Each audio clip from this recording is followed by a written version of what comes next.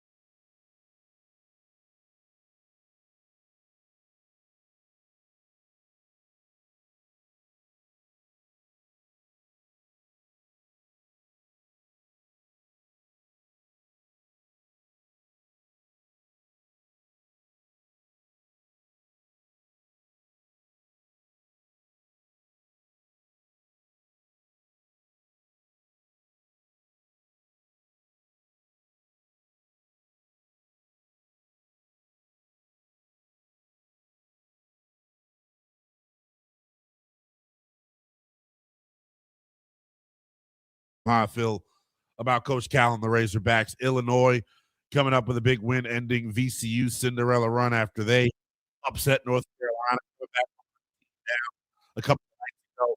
I called this one, by the way. I know everyone was hot and heavy, feeling hot and heavy about Graham Ike from Gonzaga, but Texas, they have the ingredients. They got size. They got size.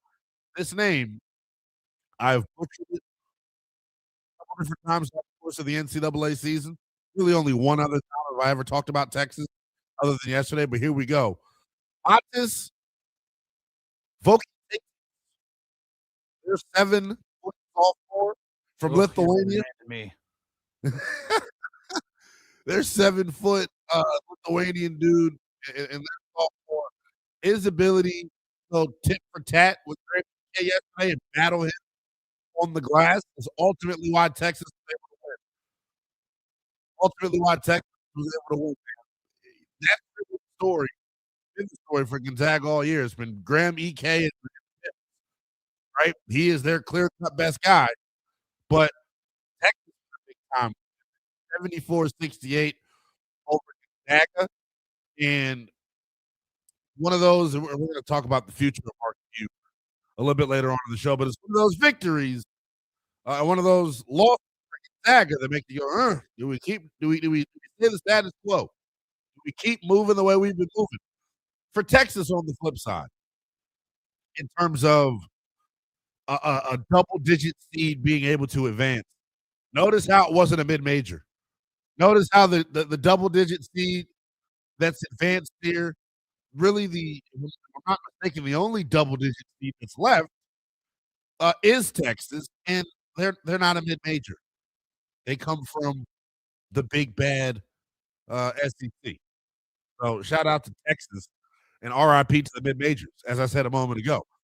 Texas, after that win, they're going to move on to play the winner of Miami and Purdue a little bit later on today. I think Purdue probably takes this one.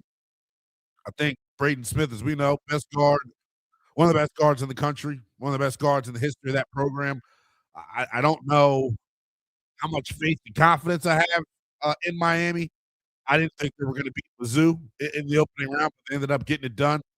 So I like Purdue in this one. We're going to preview all of the games a little bit later on in the show. We have a really interesting slate. UConn will be in action. You'll see St. John's, Kansas. It'll be a good slate, man. It's actually the way I would describe today's slate versus yesterday's slate. Today's slate's like the main event. You get all the real big time games today. Yesterday was kind of disappointing in terms of like the quality of basketball that we saw throughout the course of the afternoon. Duke blows out TCU. Houston, stops a mud hole in Texas A&M. Michigan State and Louisville was really good. Michigan State ends up pulling away at the end. Illinois beat the tar out of TCU. They were never in the game. Nebraska, Vanderbilt, and High Point, Arkansas were probably the two best games that we got yesterday. I want to talk about Duke and Michigan. I do. Open up the show, Sam. My biggest surprise yesterday was the fact that Nebraska was able to get over the hump against Vandy. The two most impressive victories yesterday, though, came from two number one seeds. Number one seed in the Midwest region, talking about Michigan, and then the number one seed overall in the number one seed of the East region, the Blue Devils. They had a big time win over TCU. After watching yesterday, I think Duke and Michigan look totally dominant right now. Look like the best two teams in this tournament, if I'm being real with you. And I didn't pick either of those two schools to win, by the way. I know I picked Arkansas. But I can sit here right now and admit, after the first weekend of this tournament, and we still have Sunday to go, so maybe somebody today steps up and changes my mind on this, but I doubt it. The best two teams right now in this tournament are Michigan and Duke, and they proved that yesterday. Michigan's size, if this is for both of these two schools, by the way, their size, the length defensively, I mean, they have all of the ingredients. Remember, I gave out the NCAA, Final Four starter pack, so to speak, right? All of the key ingredients and character traits that the Final Four teams will have. Duke and Michigan have all of them. They have the aura. There's a confidence and a swagger they both play with. They have the positional size. They have the ability to switch. They're versatile on the defensive end. Yesterday, at a point in time in this game, Duke goes zone, and TCU has no answer. You saw it against Siena as well. But I just think for both of those two schools, man, the length that they have, how big they are, is really the impressive piece to this. Duke yesterday, and I'll admit, right, like I didn't spend, a bunch of time watching Duke Blue Devils basketball this year. It's just not. I would rather watch the Big 12 than the ACC. There I said it. There I said it. I am totally biased toward the Big 12. But the return of Pat Ngangba yesterday, you saw it, right? Only played 13 minutes, 4 points, 4 rebounds, 4 assists, 4 turnovers. The most impressive piece of his stat line to me were the assists. I was not familiar. So excuse the hell out of me. Maybe I'm going to sound like a college basketball casual when I say this. I was not familiar with the passing ability of Pat Ngangba. He had a couple of looks to Boozer yesterday, and it made you go, damn.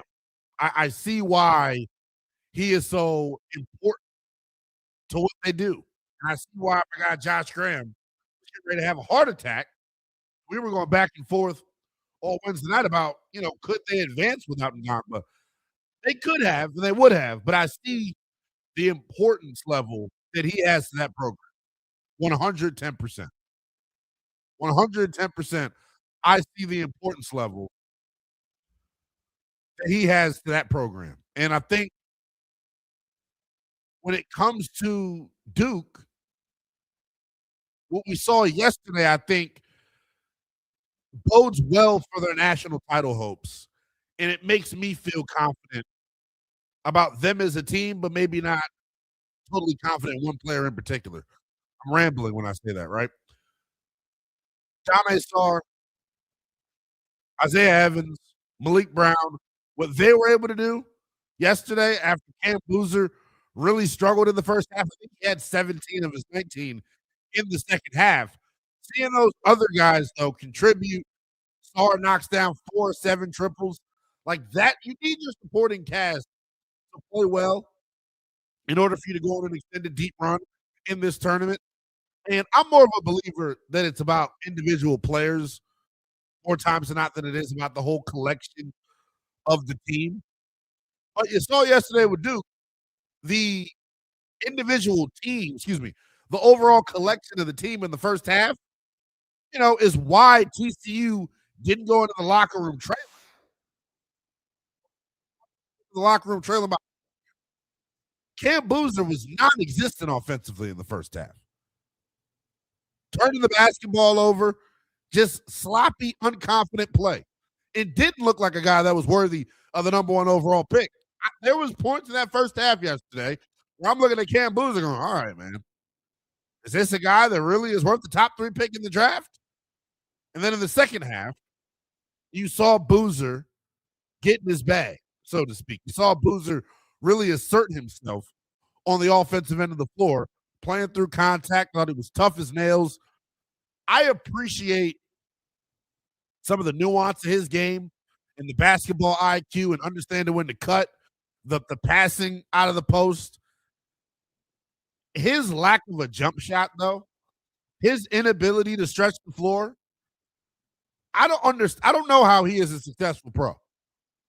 If he's not going to be able to stretch the floor at the NBA level, only standing at 6'8", they got him listed at 6'9". I think he's more 6'8", 6'7". We'll see coming up at the NBA scouting combine. If he's not going to be able to knock down perimeter shots, though, man, I don't know how solid of a career Cam Boozer is going to have. And maybe it's the last name, and that's why folks are so enamored with him. I see the talent. Let me not hyperbolize it, right? I see the talent. I understand why folks are intrigued by his game and why folks think he has a ton of upside, but you name me somebody in the NBA that's 6'8" and shorter without a jump shot that's had a litany of success. You can't. Doesn't exist. So that's my only concern with him when it comes to the NBA level. The rest of this tournament, and as far as that goes, I think he'll be fine. I think Duke, like I said, looks as good as anybody in this tournament. I think Michigan looks as good as anybody in this tournament. The thing about Michigan, if I'm being totally honest, this is where my bias is going to come in, and you all are going to roll the hell out of your eyes. Yeah, I know how I feel about Big Ten schools. As good as Michigan is, as many boxes as they check, so to speak, in terms of my Final Four starter pack, I still look at Michigan and go, they played in the Big Ten. Can I trust them? I don't know. Now, their path to the Final Four, I'll say this, their path to the Final Four is easy as anyone's, if I'm being honest here. Their path to the Final Four is easy as anyone. They had Howard in round number 1, and shout out to Coach Blakeney and that squad competing their tail off the way that they did. Michigan ultimately pulls away. Then you had St. Louis in round number 2. And then you're going to get the winner, Texas Tech and Alabama. Like the road, the road for Michigan, feels pretty sweet, doesn't it? Feels pretty sweet. Just getting rolling here on a Sports Sunday here on Westwood One Sports with the youngest in Charles and Willingham. I'll take you coast to coast as we get you up to 11 a.m. Eastern Time. You can hit us up on the talking text line. 310-840-4910 is the number. 310-840-4910 is the number. A lot more to get to at a historic night in the NBA with 2 first ballot Hall of Famers accomplishing historic feats. We'll talk about that. We'll preview today's matchups in the NCAA tournament. When we get back, man, I'll tell you why one of the most scrutinized freshmen in the country is about to put the nation on notice coming up here this afternoon. That is next here on a Sports Sunday with the youngest in Charles and Willingham. This portion of the show, sponsored by our pals at Progressive Commercial Insurance, protecting your business vehicles 24/7. See if you can save at progressivecommercial.com. Your bracket already in trouble. Your favorite team. Nobody's safe. From tip-off to the Final Four. We've got every game on the Sports app. From your official home of March Madness. Westwood One Sports.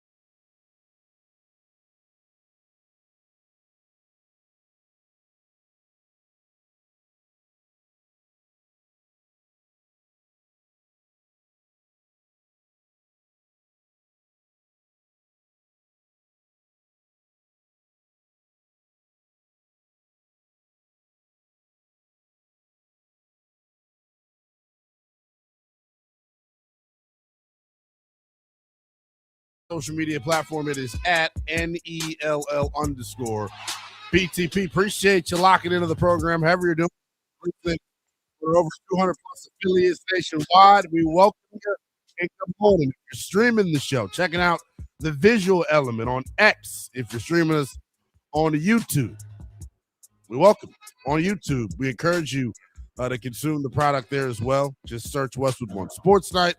Like, subscribe, comment, do the whole nine for long form content, YouTube shorts.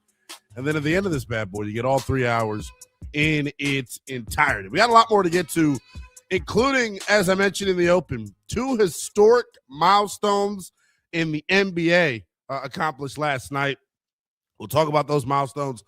Plus, take a look ahead at the NBA playoff picture as we ease our way into the final month of the regular season. But right now, obviously, all sports talk conversation should be centered around the NCAA tournament if you're living right. You know what I'm saying? It is the number one thing that folks care about right now. Yesterday, we got a really, really good slate of games. I'm lying. Bunch of blowouts until the last 2 games. I thought Michigan State and Louisville was obviously entertaining. By the way, I guess this is why people had them kind of sneaking to Indianapolis. Michigan State, I mentioned Michigan and Duke, how well they looked yesterday and how impressive they looked from like a Final Four lens. I can say the same thing about Michigan State, honestly. Cohen Carr, the 2 kids from the DMV, Jordan Scott and Cam Ward, providing big-time, bump off the bench. Jordan Scott actually got the start yesterday. So they're impressive, man. Coach Izzo knows how to win in the month of March. So I do want to give a shout-out to Sparty as well. Today, though, as far as today's matchups, the number one game and the number one matchup that I'm going to have my eyes on is the matchup that exists between 2 legendary head coaches in the sport of college basketball. 5:15 p.m. Eastern time tip-off in the East region. The 5 seed St. John's taking on the 4 seed in Kansas. Coach Pitino, Coach Self. It is going to be an absolute slobber knocker later on. And I'll say this about this game. We have talked on this program ad nauseum about Darren Peterson, his availability and lack thereof. I think coming up this evening, Darren Peterson is going to put the country on notice. Bottom line, I think Darren Peterson shuts all the haters up. I think Darren Peterson quiets the noise, and I think he plays well coming up here against the Johnnies, and I think Kansas ultimately advances. I think he has the opportunity throughout the course of this tournament to really change the narrative surrounding him as a player and a person, for that matter. Because we know his character, unfortunately, has come under scrutiny, wrongfully so, based off of him missing time. Darren Peterson is probably one of the most polarizing players in all of college basketball during the 2025-2026 season. He spoke to the Kansas City Star last week ahead of the Big 12 tournament. He spoke to The Athletic. He spoke to Myron Metcalf of ESPN. Yet for some reason, people still aren't happy with the explanation that he's given as to why he's missed time. I will say this. In the game against Cal Baptist, Kansas didn't really shoot the basketball particularly well. They shot it 40% from the field. They have really struggled from the perimeter. Shooting, it feels like for like the last month, they have just been sloppy and out of sorts at times offensively. What we saw versus Cal Baptist, we can't see versus St. John's. This idea of treating Darren Peterson like Kobe Bryant or 01 Allen Iverson, where everybody just stands and watches him go to work. If Kansas is going to advance to Indianapolis, if Kansas is going to make a run in this tournament, they have to share the basketball. They have to. And I understand it. Darren Peterson is as special of a talent as anybody in the country.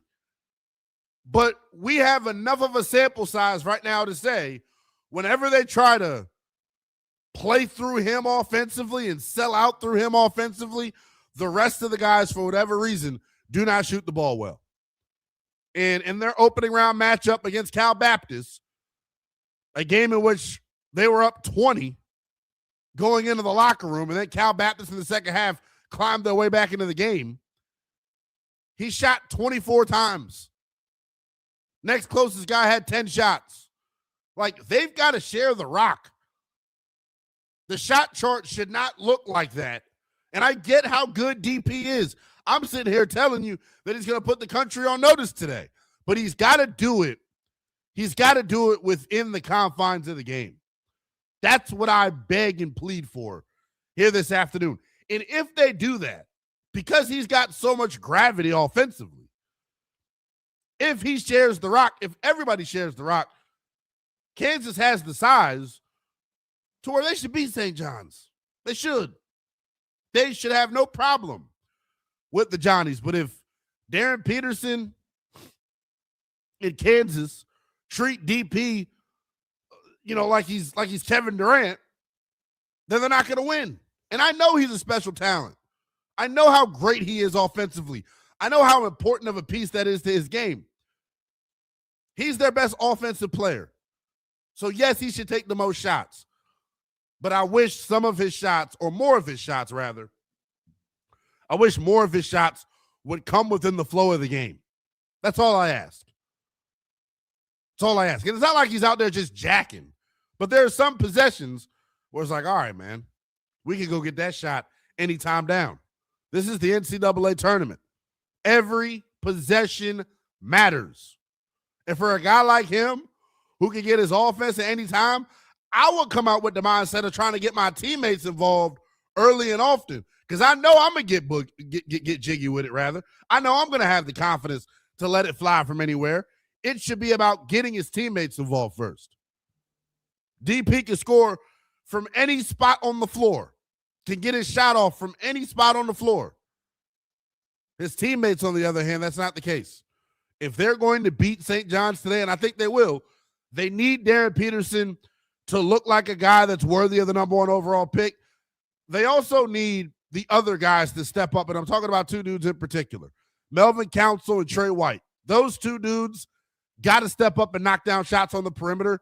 And then the interior tandem of Bidunga and Mr. Don, Bryson Tiller, they cannot get dominated on the inside by the bigs of St. John's. They can't. That's the matchup right there. More so than, whatever Darren Peterson does.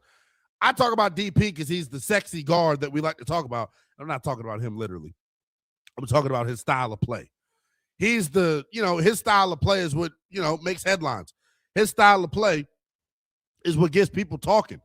But the matchup that is going to determine this game is Zuby Ejiofor versus Bidunga and Tiller on the inside. That is what is going to determine this game ultimately. Zuby Ejiofor, Dylan Mitchell, how do those two dudes on the interior deal with Bidunga and Tiller? Who wins that matchup? Who's able to get their offense extra possession, so to speak? That's what's going to determine this game. I think ultimately Kansas gets it done because I think Darren Peterson this afternoon is going to show that he is the best player on the floor. That's how I see this going.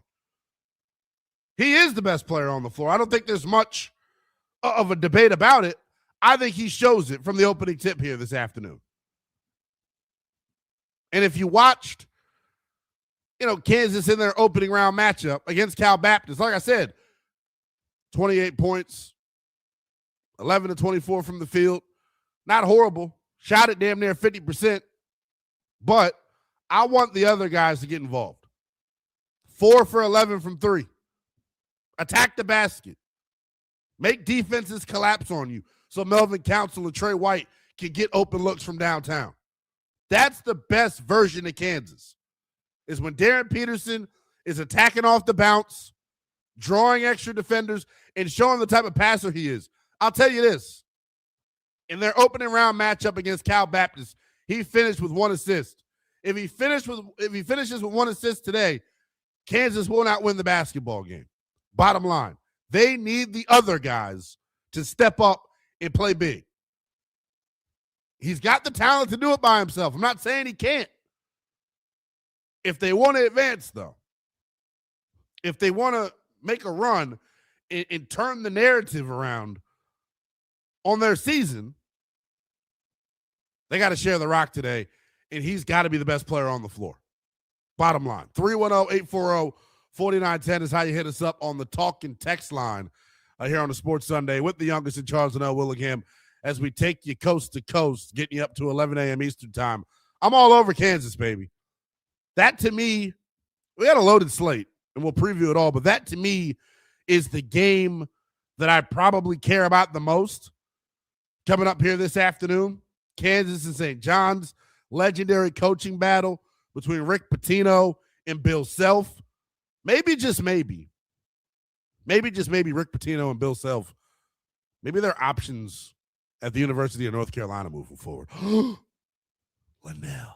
No, you didn't say that. Yes, I did. Speaking of Rick Pitino, he is somebody that's been around the game for a long time. He has seen a lot of talented freshmen. He's seen a lot of talented guards. He had this to say about Darren Peterson, the star-studded freshman guard from the University of Kansas. He gets to the foul line. He's got great size. He's got a beautiful-looking jump shot with great arc.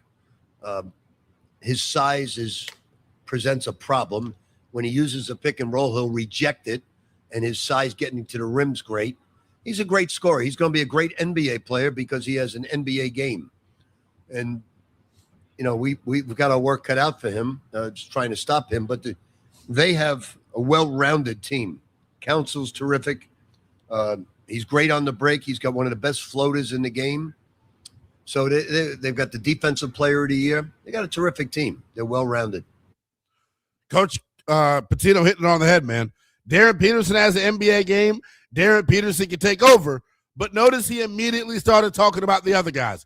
I think Darren Peterson puts the country on notice coming up here this afternoon, but they only win if the other guys step up and play big. Talking text line wide open, 310-840-4910 is how you reach us. 310-840-4910 is how you reach us. We'll take a quick timeout. When we come back, there is a young freshman guard, another young freshman guard that showed America yesterday why he's deserving of the number 1 overall pick. We'll talk about Darius Acuff in Arkansas next. Want to be alerted for every close game or when it's going to overtime? Download the Westwood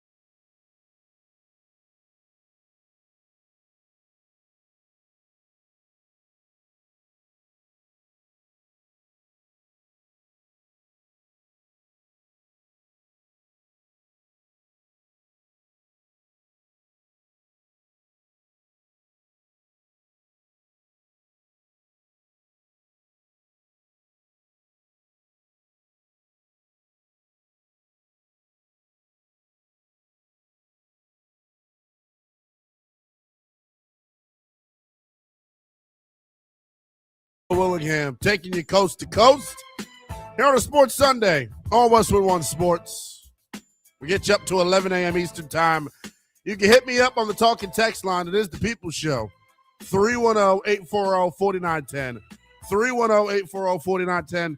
You can tweet at me as well, same handle on each and every social media platform. It is at NELL_BTP. We appreciate you consuming the product. However you're doing so, you can listen nationwide on our over 200 plus affiliates. You can check us out via Sirius XM channel 375, WestwoodOneSports.com, and the always free Westwood One Sports app. We're streaming live daily on YouTube as well. Just search Westwood One Sports Night. Long form content, YouTube shorts. And then at the end of this bad boy, you get all 3 hours in its entirety. A lot more to get to as we get you up to 11 a.m. Eastern Time. We'll talk about the National Football League coming up in the next hour because there was some real stupid stuff happening yesterday. And I almost had a damn heart attack. If you know, you know. We'll get to that coming up in the 9 o'clock hour on the East Coast. Talking all things NCAA tournament. Another really strong slate of games coming up here this afternoon. Yesterday was okay. A couple of blowouts, a couple of exciting finishes. But today, a bunch of good games on tap, including the game that we were talking about going to break. I think Darren Peterson in Kansas put the country on notice today. But more importantly, I think by the end of this tournament, Darren Peterson will once again be back in the good graces of college basketball folks out there across the country. I know right now it feels like he's pretty polarizing. Some people are split. Some people think, I'm not really worried about the cramps. I see the offensive, superstar potential. I see how good his game could be at the NBA level. We heard from Coach Pitino, who said the exact same thing. But there are also some folks still out there that are kind of in wait-and-see mode and want to see him string together a good tournament run here before they, make any declarative statements about how they view him as an NBA draft prospect. One dude that there's no question marks around when it comes to the NBA draft is that bad mama jamma, Darius A. Tough, better known as Darius A. Cuff, the star freshman from the University of Arkansas. He has been on an absolute tear to start this NCAA tournament. And yesterday, no different. Darius A. Cuff, in his first two games of the tournament, joins Derrick Rose and Chris Paul as the only freshman since 2004 with multiple NCAA tourney games with 20 points and 5 assists. Can I give you more? Darius A. Cuff, the only player to have 60-plus points, 10-plus assists, and 5 or fewer turnovers in any two-game span in the NCAA tournament since assists became official in the 83-84 season. He is quite literally on a generational run right now to start this tournament. And I know we're only 2 games in. But can you see it? Can you see why I'm talking about him as potentially the number 1 overall pick? Can you see why I've planted my flag in the sand that he is the best guard in the country without a shadow of a doubt? This young man, CBG. What does that mean, Lynnell? Certified bucket getter. The only thing that can stop him is the Lord himself. On a Sunday, he probably couldn't even stop him. What Darius A. Cuff has done, not only throughout the first 2 games of this tournament, but really the last month of the regular season, he has gone Kanye crazy. Deep in his bag like his damn fries at the bottom. Offensively, man, I don't remember a freshman guard that has made it look this easy. That's the thing about Darius A. Cuff that makes your jaw touch the damn concrete. It's effortless. It's easy. And last night, if you were watching, this was a back and forth affair. Arkansas, only up by a point going into the locker room. Flint Clayman was busting sweat bullets, punching the air, doing the whole, mid-major bit. High Point competed their asses off. I do want to give credit to High Point because I know I sat up here yesterday and I told you that they were going to get a foot broken off in their ass, and they competed. They only end up losing by 6, but they still lost. The bottom line is, though, throughout the course of this game, the battle that we saw at the point guard spot between Rob Martin and Darius Acuff, I told you defense was going to be optional now. Both of these two dudes ended up lighting it up. Rob Martin, 30 points on 11 to 23 shooting. Darius Acuff, 36 points on 11 to 22 shooting. 3 of 6 from downtown. 11 to 13 from the charity stripe. He was, I don't have enough adjectives. I don't have enough adjectives to describe this kid, man. I gave you some numbers there on just how well, he's played here in the first 2 games of this tournament. I think he's the best player remaining. Honestly, without not being biased, not trying to, make myself seem correct. I'm always right. He's the best player left in the tournament, man. I don't think there's much of a debate. Darius Acuff Jr. is the best player remaining in the NCAA tournament. And for that reason, I think Arkansas's got a chance here. Now, here's the thing about the Razorbacks and Coach Cal and company. It don't get any easier, right? You opened up, this NCAA tournament with, a big-time win in the opening round, and you were feeling yourself, and there was a lot of momentum behind you, and everybody, felt good after the opening round. You knock off Hawaii, beat the tar out of them. They were never really in the contest. You got your first test of the tournament yesterday with High Point giving you a little bit of a scare. We knew Arkansas. If you were watching this bad boy, you knew they had no answers for Darius Acuff. And Arkansas didn't really have any answers for Martin, but you knew down the stretch that Acuff was just going to take over and be the best player. That was their first test. They get a heavyweight bout coming up in the Sweet 16 next weekend. I expect Arizona to make easy work of Utah State. That one, though, next week potentially, Arkansas, Arizona, gonna be an absolute slobber knocker. Are you kidding me? A barn burner, main eventer, whatever you want to describe it as. It is going to be one of the best games of the season. Darius Acuff versus Jaden Bradley versus Braden Burries versus Koa Pete. Just star-studded talent all across the floor. Coming up next week, if the Wildcats can handle their business coming up here this afternoon. I mentioned it, though, man. What we're seeing out of Darius Acuff is absolutely special. He, to me, without a shadow of a doubt, is the best player left in the NCAA tournament.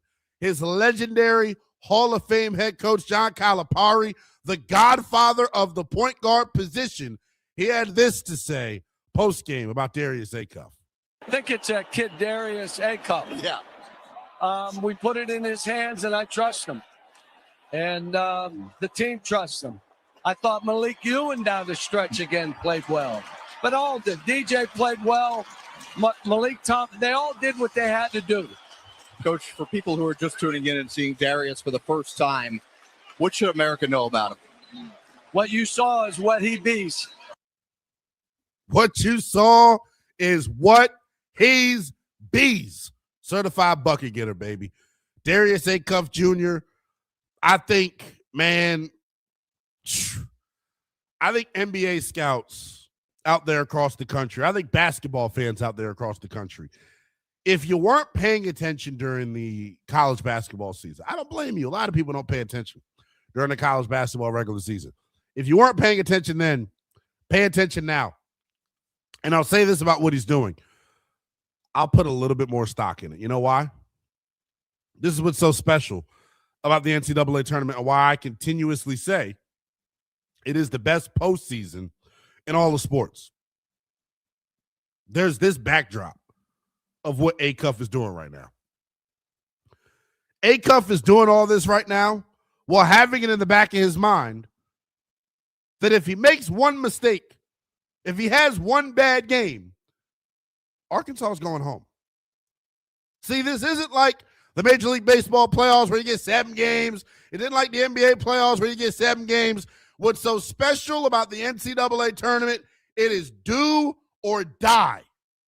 Crap or get off of the pot. Shake a leg or lose one, as I like to say. And when it comes to Darius Acuff for the University of Arkansas, they get it. They were up for the challenge yesterday. He put the country on notice. And if Arizona handles their business versus Utah State, we have an absolute main event bout coming up next weekend. First hour of the show in the books here on a Sports Sunday with the youngest in charge. When we come back, we'll give you the latest on Hubert Davis's future at the University of North Carolina next. This is Westwood One Sports.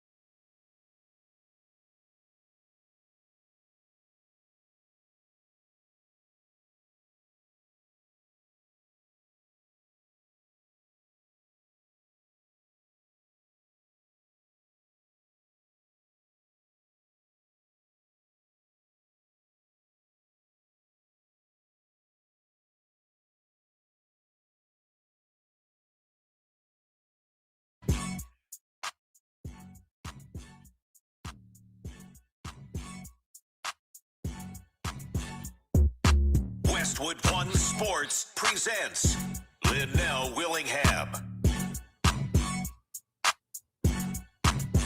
Party continues as we take you coast to coast. Here on a Sports Sunday with the youngest in Charles and Willingham. I'll get you up to 11 a.m. Eastern Time. Number to hit me up, it is the People's Show. Talking text line is for you, 310-840-4910, 310-840-4910. If the talking text line ain't your thing, I got you. You can hit me up on social media as well, same handle on each and every social media platform. It is at NELL_BTP. We appreciate you locking in to the program, however you're doing so. Whether it's on one of our over 200-plus affiliates nationwide, welcome and good morning. Whether it's Sirius XM Channel 375, welcome and good morning. WestwoodOneSports.com and the always free Westwood One Sports app. You can check out the visual element of the program as well, streaming live on X and YouTube daily. To check us out on YouTube, just search Westwood One Sports Night. NCAA tournament off to a rocking start. We've had a couple of big-time upsets. Only one double-digit seed remains as we enter day 2 of the first weekend. Number 11, Texas, the only double-digit seed, still kicking it to you as we get geared up for next weekend. Is it RIP to the Cinderella story? Is it RIP to the underdogs in the tournament? It feels like, and maybe the logic behind it is wrong, but I think the premise is correct. I do think the day of seeing, lower ranked seeds advancing all the way to the Final Four and things of that nature, I think those days are behind us. I think those days are in the clear, and I don't know how, often we'll see that in the future moving forward. I do know this, though, when it comes to the NCAA tournament. Throughout the first, and I said this yesterday, throughout the first couple of days of this thing, it has been a college basketball fan's absolute dream. If you're a college basketball nut, if you're a college basketball junkie, the first 2 days of this tournament, one, proved why this is the best postseason in all of sports. And then it proved why, if you've been watching this thing and you're a college basketball fan, you're not asleep at the wheel, I promise you. You're not dreaming. It's just been that damn good. Drama, storylines, inspiring stories, unforgettable moments. I'm even seeing people now come around to what I said yesterday, even down to the announcers and the studio coverage that we're getting. I mean, it has been high-level ball all throughout the course of the tournament. And when I say high-level ball, I'm talking about the games being good, the announcers being sharp and on point, and then the studio coverage has been out of this world. There's one name that continues to get praise when it comes to the studio coverage, and it's for good reason. Jamal Mashburn, who starred at the University of Kentucky, has been such a welcome addition to the NCAA's coverage of the tournament, man. He's as cool as the other side of the pillow, man. I don't know where Jamal Mashburn's from. I hear it in his voice. He got a little bit of a New York accent. There's just a calmness that he talks about the game with. Even the most casual of college basketball fan, if you're listening to him, you get smarter, you feel more knowledgeable, and the analogies that he used, man, it was just really relatable analysis is how I would put it, man. So shout out to Jamal Mashburn. He has been absolutely awesome the first couple of days of the NCAA tournament, providing studio analysis. Can I give some love to Nate Burleson as well? And I know that's all y'all want to do is trash Nate Burleson's ass. Yeah, does he really need any more? I mean, geez, what's everybody's issues with Nate Burleson? Do y'all not realize who he is and what he is being positioned to be? He is being positioned to be the next James Brown. He is being positioned to be the next face of CBS when it comes to not just sports coverage, but coverage in general. The brother is uber talented. Uber talented. I don't know if there are many analysts out there that can do both roles. He's done the analyst role, speaking from the former player's perspective, and and he's talented enough to be the moderator and lead these discussions and facilitate. I love Nate Burleson and what he's done. It feels like, for whatever reason, the sexy thing to do,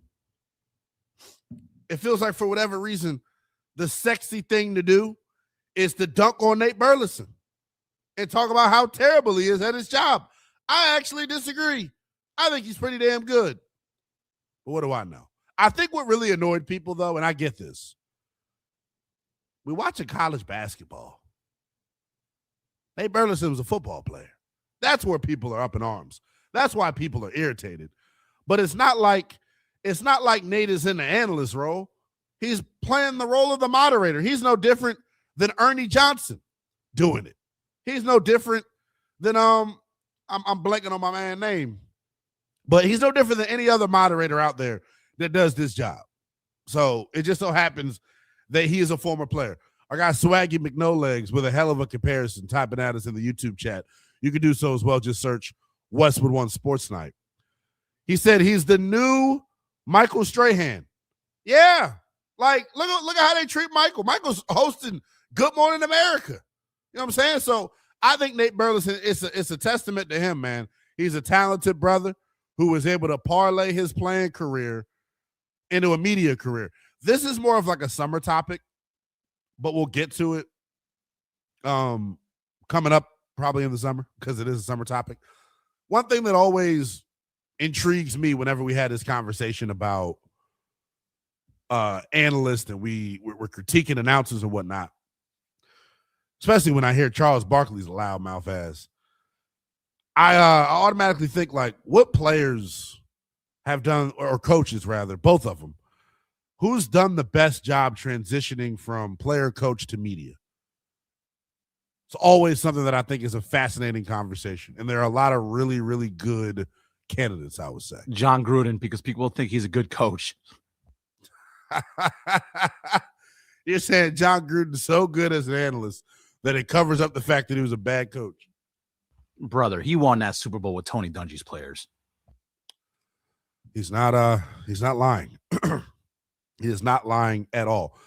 One of our lead stories yesterday, and one of the big stories coming out of Friday in the NCAA tournament, was UNC blowing a 19-point lead to UNC.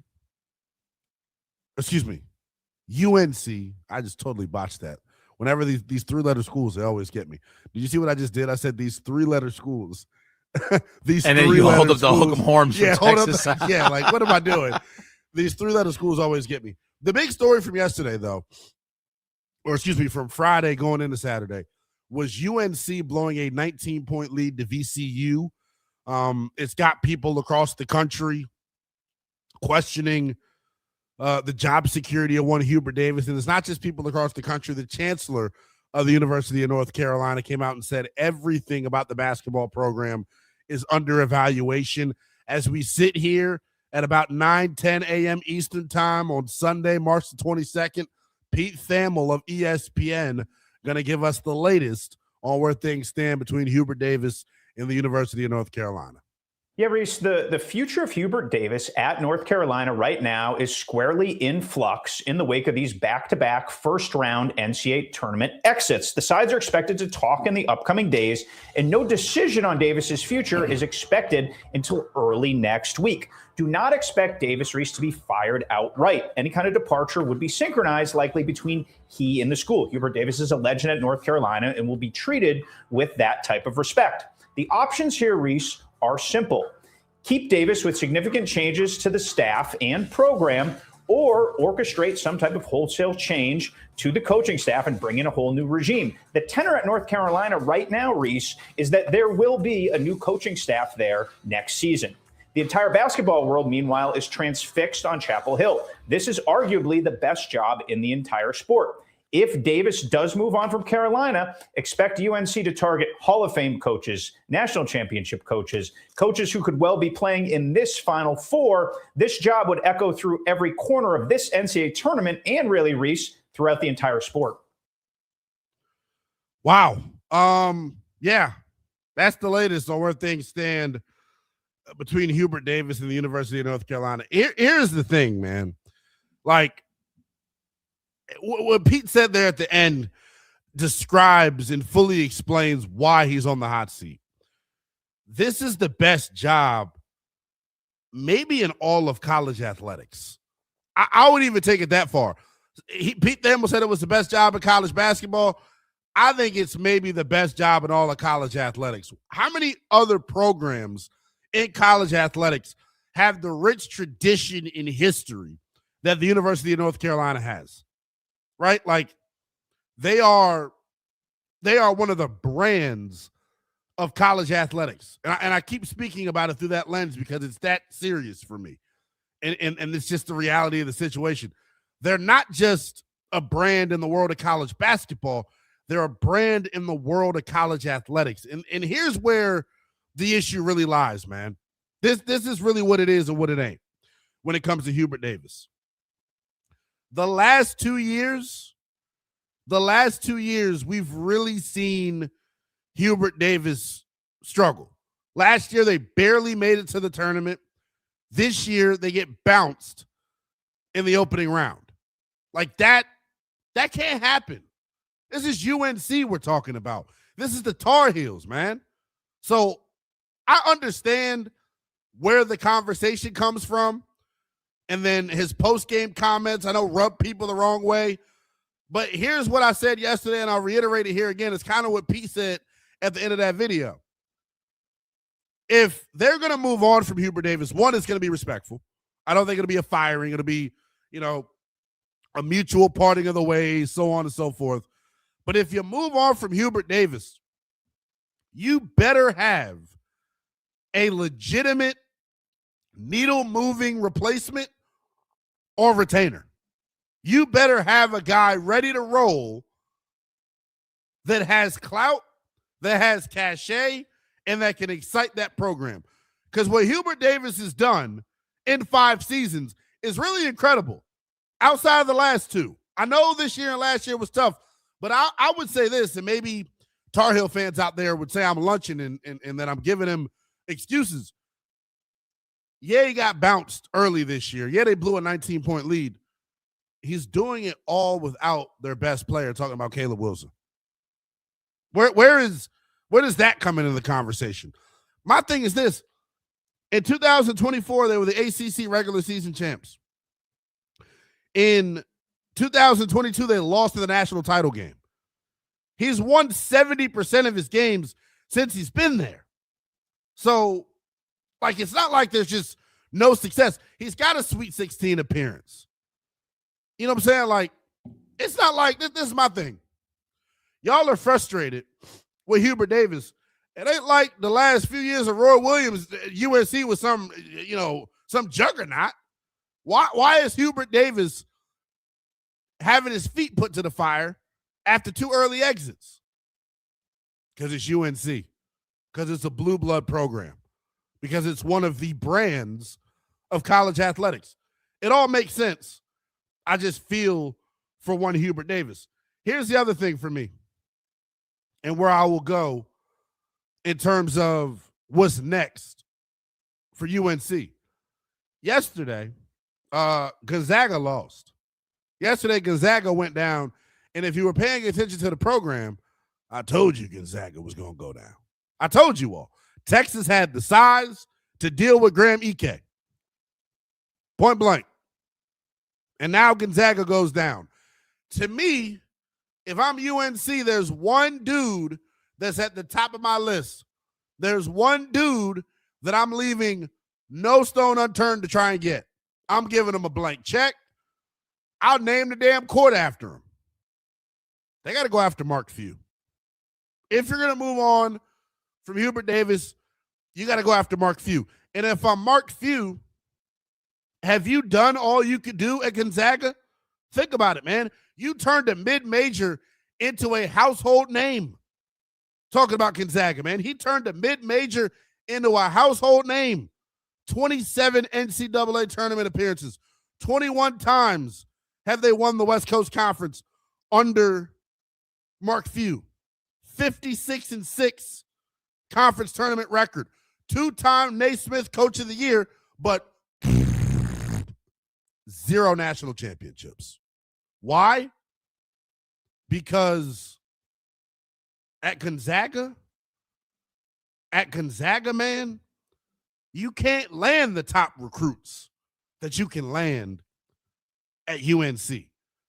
If you take Mark Few and his coaching prowess and his X's and O ability, and you take it to a powerhouse program like UNC, where he's got the NIL resources and he's got the ability to say, hey, look, I don't even have to say anything. Just look at what our program has accomplished. I think Mark Few would be a perfect replacement for Hubert Davis. The question is, if you're Mark Few, is that really what you want to do? I wasn't trying to rhyme there, I promise. If I was Mark Few, is that what you want to do? Ooh. But no, seriously, like, you spent 27 years at this job. You done raised kids here. You probably got grandbabies now at this school and at this destination. And like I'll continue to say, he put Gonzaga on the map. They are the most well-known mid-major in all of college athletics. Talking about Gonzaga basketball. He put this program on the map. But you've never won the national title there. 27 years, Mark. Is it time for a change of scenery? Is it time for you to give a big thank you to the University of Gonzaga and take your talents elsewhere? I know a lot of jobs across the country wouldn't make sense for Mark Few. This one would. This one would be everything that he needs. But maybe, just maybe, I'm tripping. Like, maybe Mark Few is looking at it like, Lynnell, what the hell are you talking about, brother? I've been here for 27 years. My family is firmly entrenched here. I got a legacy on this campus. I'm the godfather here. I could do no wrong. They're never going to fire Mark Few. That's the thing. So if he ever does decide to leave, or if he ever is coaching anywhere else, it'll be his decision. It'll be on his terms. When you've done what he's done for that program, you can't fire him. The other thing is this: how many more years does Mark Few even want to coach? Does that go into the decision of the University of North Carolina? Do they look at Mark Few and go, I want somebody younger? I got Swaggy McNolegs with another fire YouTube comment. Remember, you can check out the visual element of the program as well on YouTube. Just search Westwood One Sports Night. He mentioned Vince Carter. If they are gonna part ways with Hubert Davis, I do think a former player is probably the route that they ultimately go. Vince Carter's got no coaching experience, though. Is there a former UNC Tar Heel out there that has coaching experience? He has all the coaching experience now from the All-Star game. Good one, Swaggy. I mean, come on.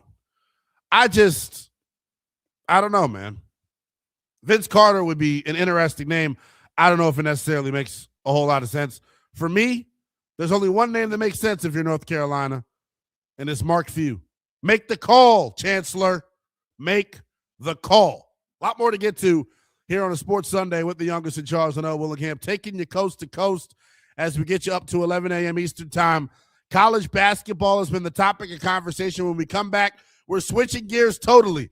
I'll tell you why the Washington Commanders and the Cincinnati Bengals are two of the stupidest organizations in all of pro sports next. It's tourney time, and you'll hear every game.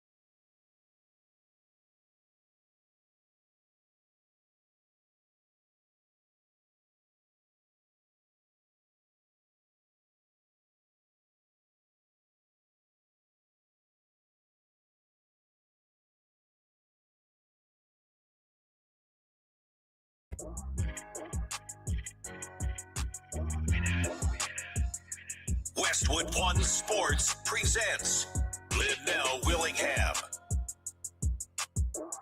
Yes, indeedy. Youngest and Charles and Willingham back with you here on Westwood One Sports, taking you coast to coast here on a Sports Sunday. Number to call us or text us. Talking text line wide open for you. 310-840-4910. 310-840-4910. It is the People's Show. We encourage your participation, ladies and gentlemen. Not more to get to, including the most highly anticipated audio vault in all of sports talk radio. Say what? Coming up about 1 hour from now. I got a PSA to give. Before I do that, though, I want to get to some calls on our talking text line. Carl is in Chicago, batting leadoff for us. Good morning, Carl. Welcome in to Westwood One Sports. Oh, good morning. Good morning. Hey, so real quick, before we went to the break, Jerry Stackhouse has coaching experience and is currently with the Warriors. So that might be an option if you're looking for a former Tar Heel. I was about to say, I think Jerry Stackhouse is a damn good option. Our guy Carlos with a K reminded me during the break at Vanderbilt in 2022, SEC Coach of the Year. For sure. Yeah. So anyways, just throwing that out there, but I understand. Great minds think alike. I got some upset picks. I'm doing really good on the bracket. Real quick, I wanted to, I'm from Illinois. I'm an Illinois fan. I wanted to run a joke by you. You got a good sense of humor? Can I do a quick little 5-second joke for you? I have an amazing sense of humor, pal. All right, for sure. All right. So what does the Illinois men's basketball team and a dog shelter have in common? What does the Illinois men's basketball team and a dog shelter have in common?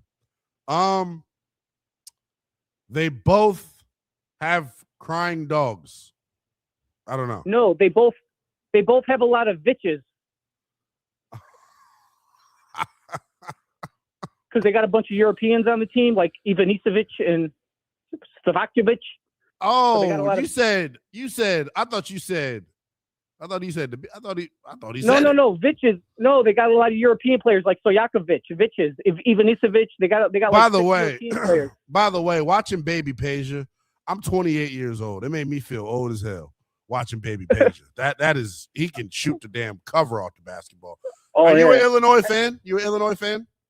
Yeah, I went to culinary school and then went to Second City and studied comedy and stuff. But I've always been in Illinois. What's your best dish, man?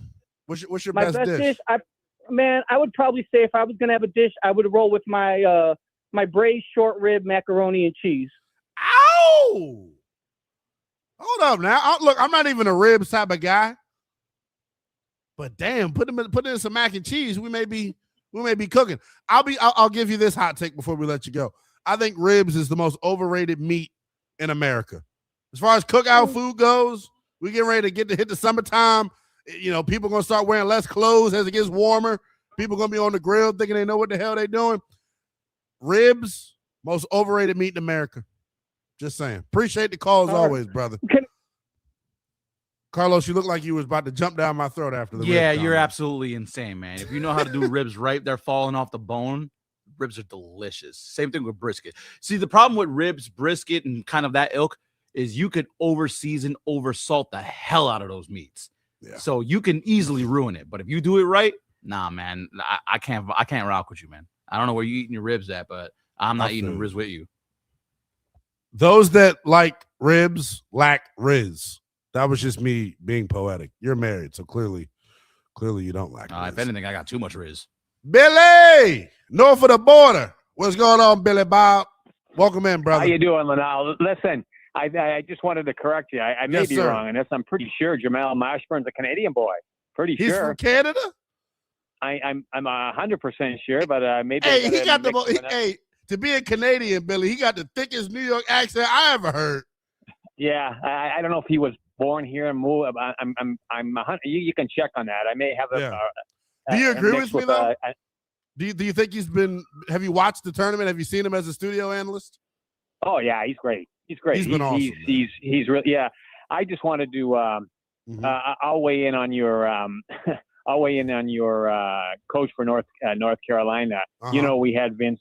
You know, we had Vince up here for 5 years. He started his career here, and then I think what will happen with Vince is that I think he'll hop from team to team to team like he did in the NBA. I mean, Vince is not a fan of ours up here. He gave us the middle finger leaving, and then for some reason, don't ask me why, because Brooklyn was going to put him on their Wall of Fame.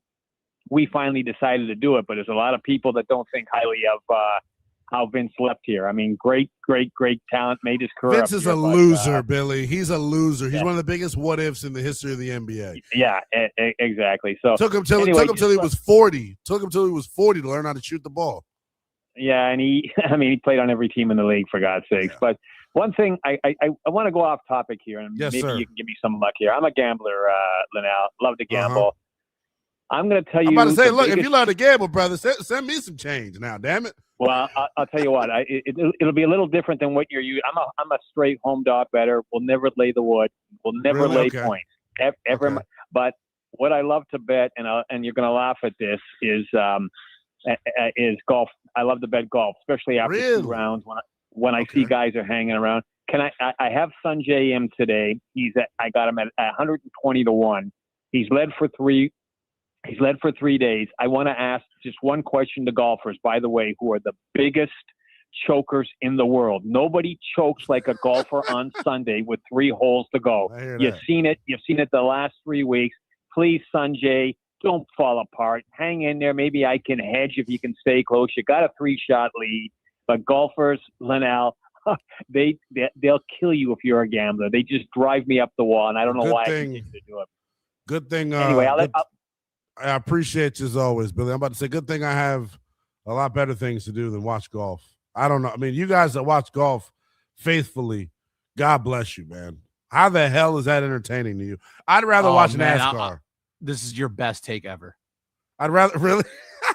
Brother, I used to. I think golf is the dumbest sport ever. I don't think it's a sport. It's a recreation. It's a highly competitive recreation. And I've always said, if the Masters was playing in my backyard, I'd call the police for trespassing. I am so out on golf. Damn, brother. You know, it's crazy. We actually we had a fascinating conversation during the week about the Masters. Jamal Mashburn, by the way, not Canadian at all. He's about as Canadian as you and me.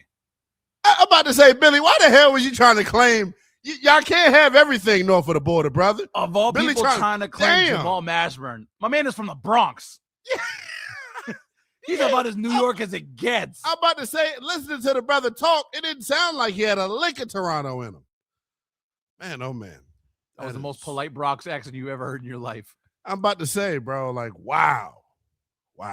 310-840-4910 is how you hit us up on the talk and text line here on Westwood One Sports. It is a sports Sunday with the youngest in charge, Lynnell Willingham. I'll get you up to 11 a.m. Eastern time. I almost just like, I probably should have turned my mic off when that happened. That's what I did. Leslie types at us on YouTube and says, brisket greater than ribs. You damn right. Oh, yeah. She's not wrong at all. She's not wrong, but I don't like either. Honestly, like I would prefer seafood over ribs. Look, I enjoy a good seafood boil. Don't get me wrong. And you give me some crawfish down in Louisiana. My brother lives in New Orleans. So New Orleans. Don't let my pigmentation fool you. I'm about to say crawfish in a cold drink. That's amazing. That's right. Give me some of that purple stuff, baby. I'm about to say, but wow. I just totally lost my train of thought. Oh, I almost like died just now. I don't know if you all could tell. So we're family here on Westwood One Sports Net, so I like to be very transparent with you guys. I self-diagnosed myself with allergy-induced asthma, and not self-diagnosed. I initially self-diagnosed. Then I was actually diagnosed, and I got an inhaler, and my inhaler's got like under 10 pumps left on it for whatever reason. I think I fell asleep last night with the air conditioning on, and it's got me like wheezing and doing this weird bit right now. So if I come up hoarse at all during the show, understand that I'm not dying. I'm just uncomfortable. That's crazy because I got the same thing. I've been having to choke down ibuprofen for like the last 2 days because I got that whole, sleeping under a drafty window throat thing going on, where I'm good. like, all right, don't clip this in any means, audio people, but like it hurts when I swallow. How would ibuprofen be?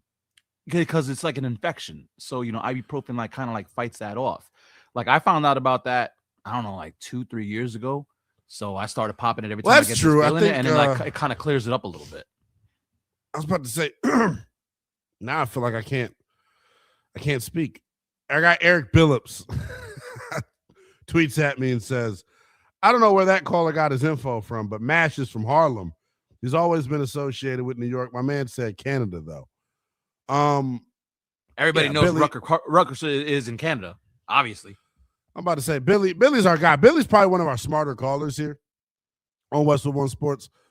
But for him to try to claim Jamal Mashburn and Canada trying to claim Jamal Mashburn, they got to do better. Miss Leslie types at us on the YouTube chat and says, Advil liquid gel's friend. What are we talking about? Reducing inflammation, or are we talking about getting over a cold? Why do y'all keep bringing up Advil, ibuprofen? Am I missing something here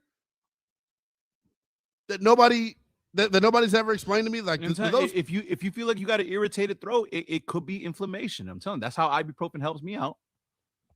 Maybe I just am not. Maybe I don't know ball. Isn't that what the kids say? I mean, clearly you don't know ball. Some of you out there are probably saying, you are a kid. What do you mean? Is that what the kids say? You Facts. are a kid. You don't know any better. Relax. Miss Leslie also continues to type, it's an anti-inflammatory. This is what I literally just said 120 seconds ago. So there we go. Helps with aches too. The super fan, help me read this, Los. The super fan's channel. The short rib or brisket needs to be taco seasoned, tossed with lettuce, tomato, I think he means tomato, cilantro, onion, and a mild taco sauce. I mean, if we're not doing hot sauce, what are we even talking about here? What do you think you're doing? By the way, there's only one hot sauce. The official hot sauce of Westwood One Sports Night and Sports Saturday and Sunday, Texas Pete. Pine Needle, what up? Says take Zyrtec or Claritin. Thank you, Pine Needle. By the way, this segment is sponsored by Nobody, even though we've mentioned all of these drug companies. Sales. Yeah. About to say Zyrtec, Claritin, or can I give you the sneaky shooter? Can I give you the sneaky shooter of like all allergy medications, y'all? Benadryl, dog. If you ain't got nothing to do, because one thing about that Benadryl, you're going to go down for about an hour and a half or two. But once you wake up, hot damn. You're going to feel like a new man. It is the People Show. You can hit us up on the talking text line, 310-840-4910. I got to get better at this and be a better sports radio host. I tease things before I go to the break, and sometimes I don't pay it off. So if you've been waiting on why the Commanders and the Bengals are stuck on stupid, I'll tell you next. Your bracket already in trouble. Your favorite team, nobody's safe. From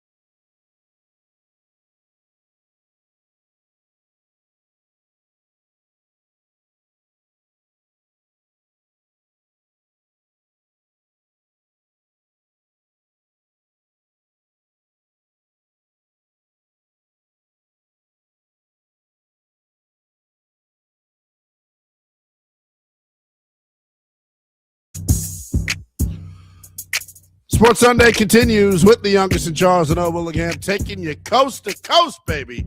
Here on Westwood One Sports.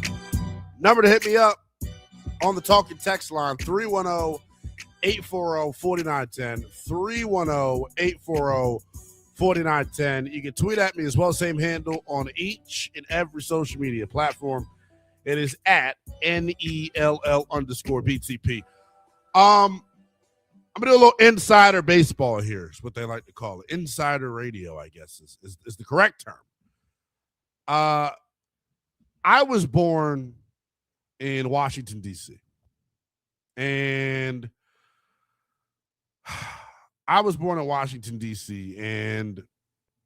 I do my local sports talk radio in D.C. And we're actually live in D.C. right now on 106.7 The Fan. So shout out to our 106.7 The Fan audience. We're also on in Ohio as well, I'm pretty sure. And let's just say both of those regions were stuck on stupid yesterday.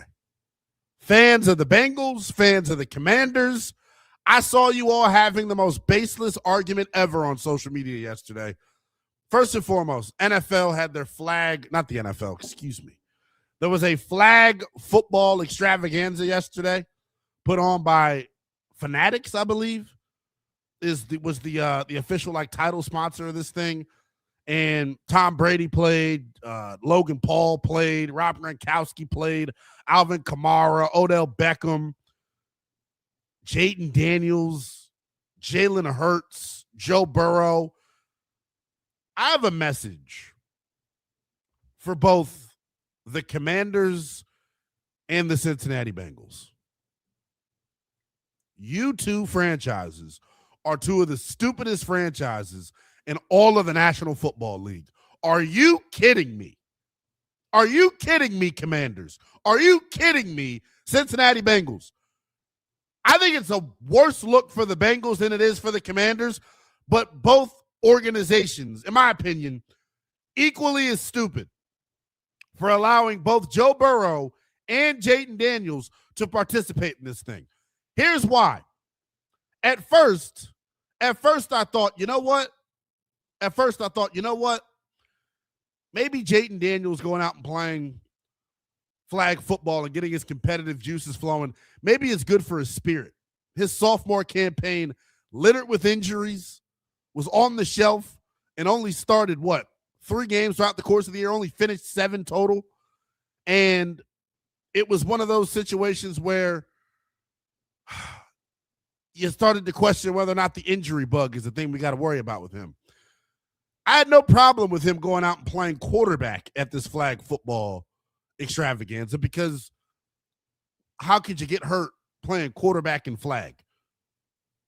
The moment they lined him up at wide receiver, I was ready to throw my phone through the damn wall. What the hell are y'all thinking? What are y'all thinking? Joe Burrow, how many years has Joe Burrow been injured throughout the course of a season? You sneeze on him and he misses 4 games. Are you kidding? To have them out there lined up at wide receiver. And by the way, I want your calls on this at 310-840-4910.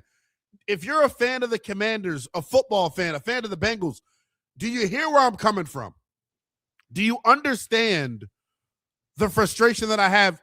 And do you agree or disagree? Do you have an issue with Jayden Daniels and Joe Burrow participating in the flag football extravaganza that was yesterday? Here's why I had a problem. Here's where I had a problem. Joe Burrow lined up at wide receiver, receives a pass from Jayden Daniels. The flag football team that they put together, their opponents that are actual Olympians in flag football, they were playing balls to the wall. They were treating this like it was their Super Bowl. Joe Burrow got speared. Joe Burrow got speared on the left sideline when trying to catch a pass. And all he could do is throw his hands up while sitting on his ass and look at the ref and go, hey, bro, where's my protection? Your protection should have came from the damn Cincinnati Bengals, pal, because you shouldn't have been out there. Same thing for Jayden Daniels, Josh Harris, Adam Peters. What the hell are you thinking? This guy is the franchise. You got a stadium that's about to open up in a few seasons. And if his ass is hurt, how the hell are you going to sell tickets? And I know what people are going to say. Oh, Lynnell, he could get hurt in OTAs. Oh, Lynnell, he could get hurt in mandatory minicamp. Guess what? He would have gotten hurt doing his job, not some fantasy flag event that tickles all of your fancies out there across the country. I could give a rat's ass about the entertainment of America when it comes to my quarterback, damn it. You see my background. I live this. I bleed this. I can slice myself open right now the way that I did last week with the can opener. And I bled burgundy and gold, damn it. So for Jayden Daniels to be subjected to playing wide receiver, oh, come on. And D Boogie types at me in the YouTube chat saying, Lynnell, we need you to go see Doc ASAP. Flag football is no more physical than playing basketball or going skiing. Toughen up. You know what? It's comments like this, because I had people tweeting at me yesterday saying, oh, the only people that have a problem with flag football are those that sit on the couch all day long and don't do anything. You idiots out there. And I'm sorry, I don't want to name call. Rob Gronkowski pulled himself with a hamstring on the first possession. Sorry that I don't want my often injured quarterback subjected to getting hit without pads.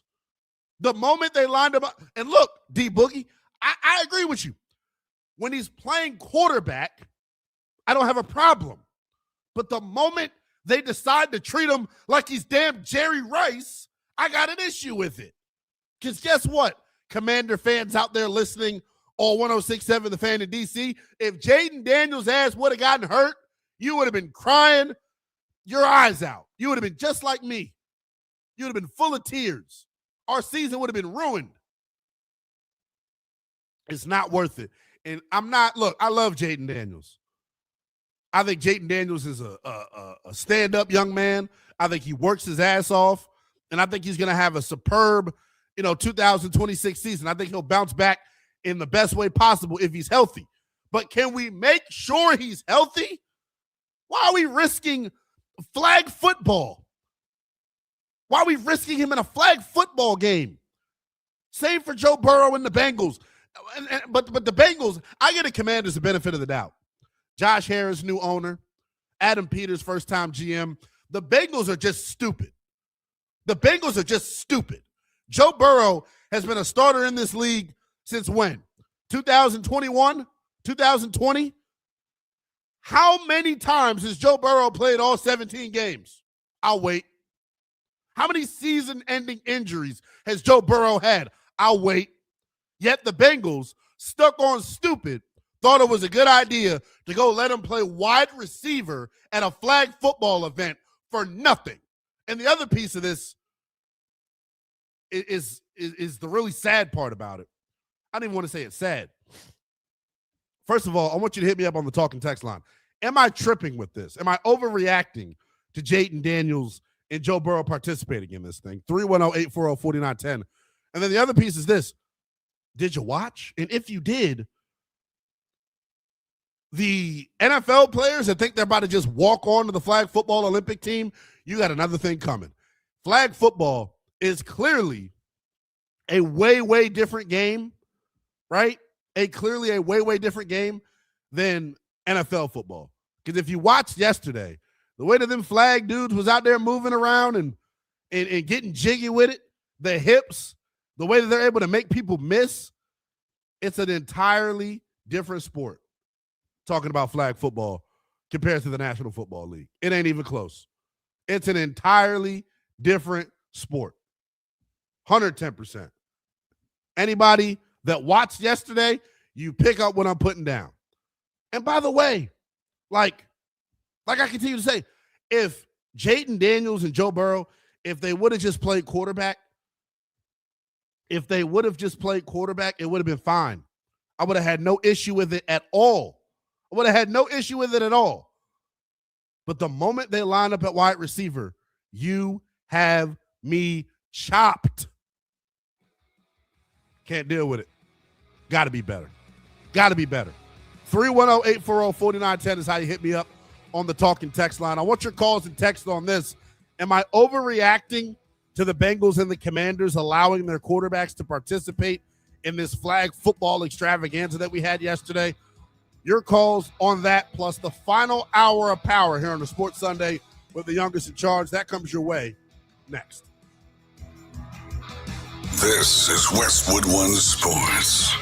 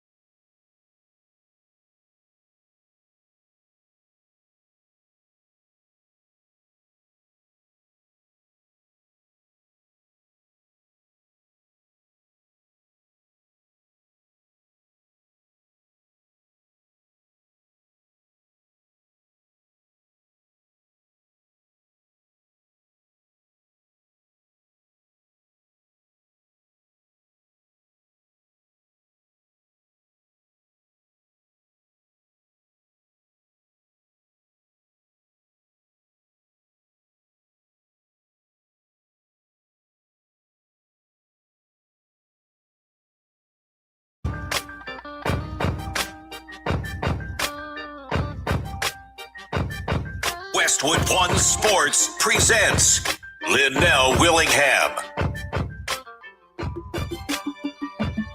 I go by the youngest in charge. Right now, I might be the angriest in charge.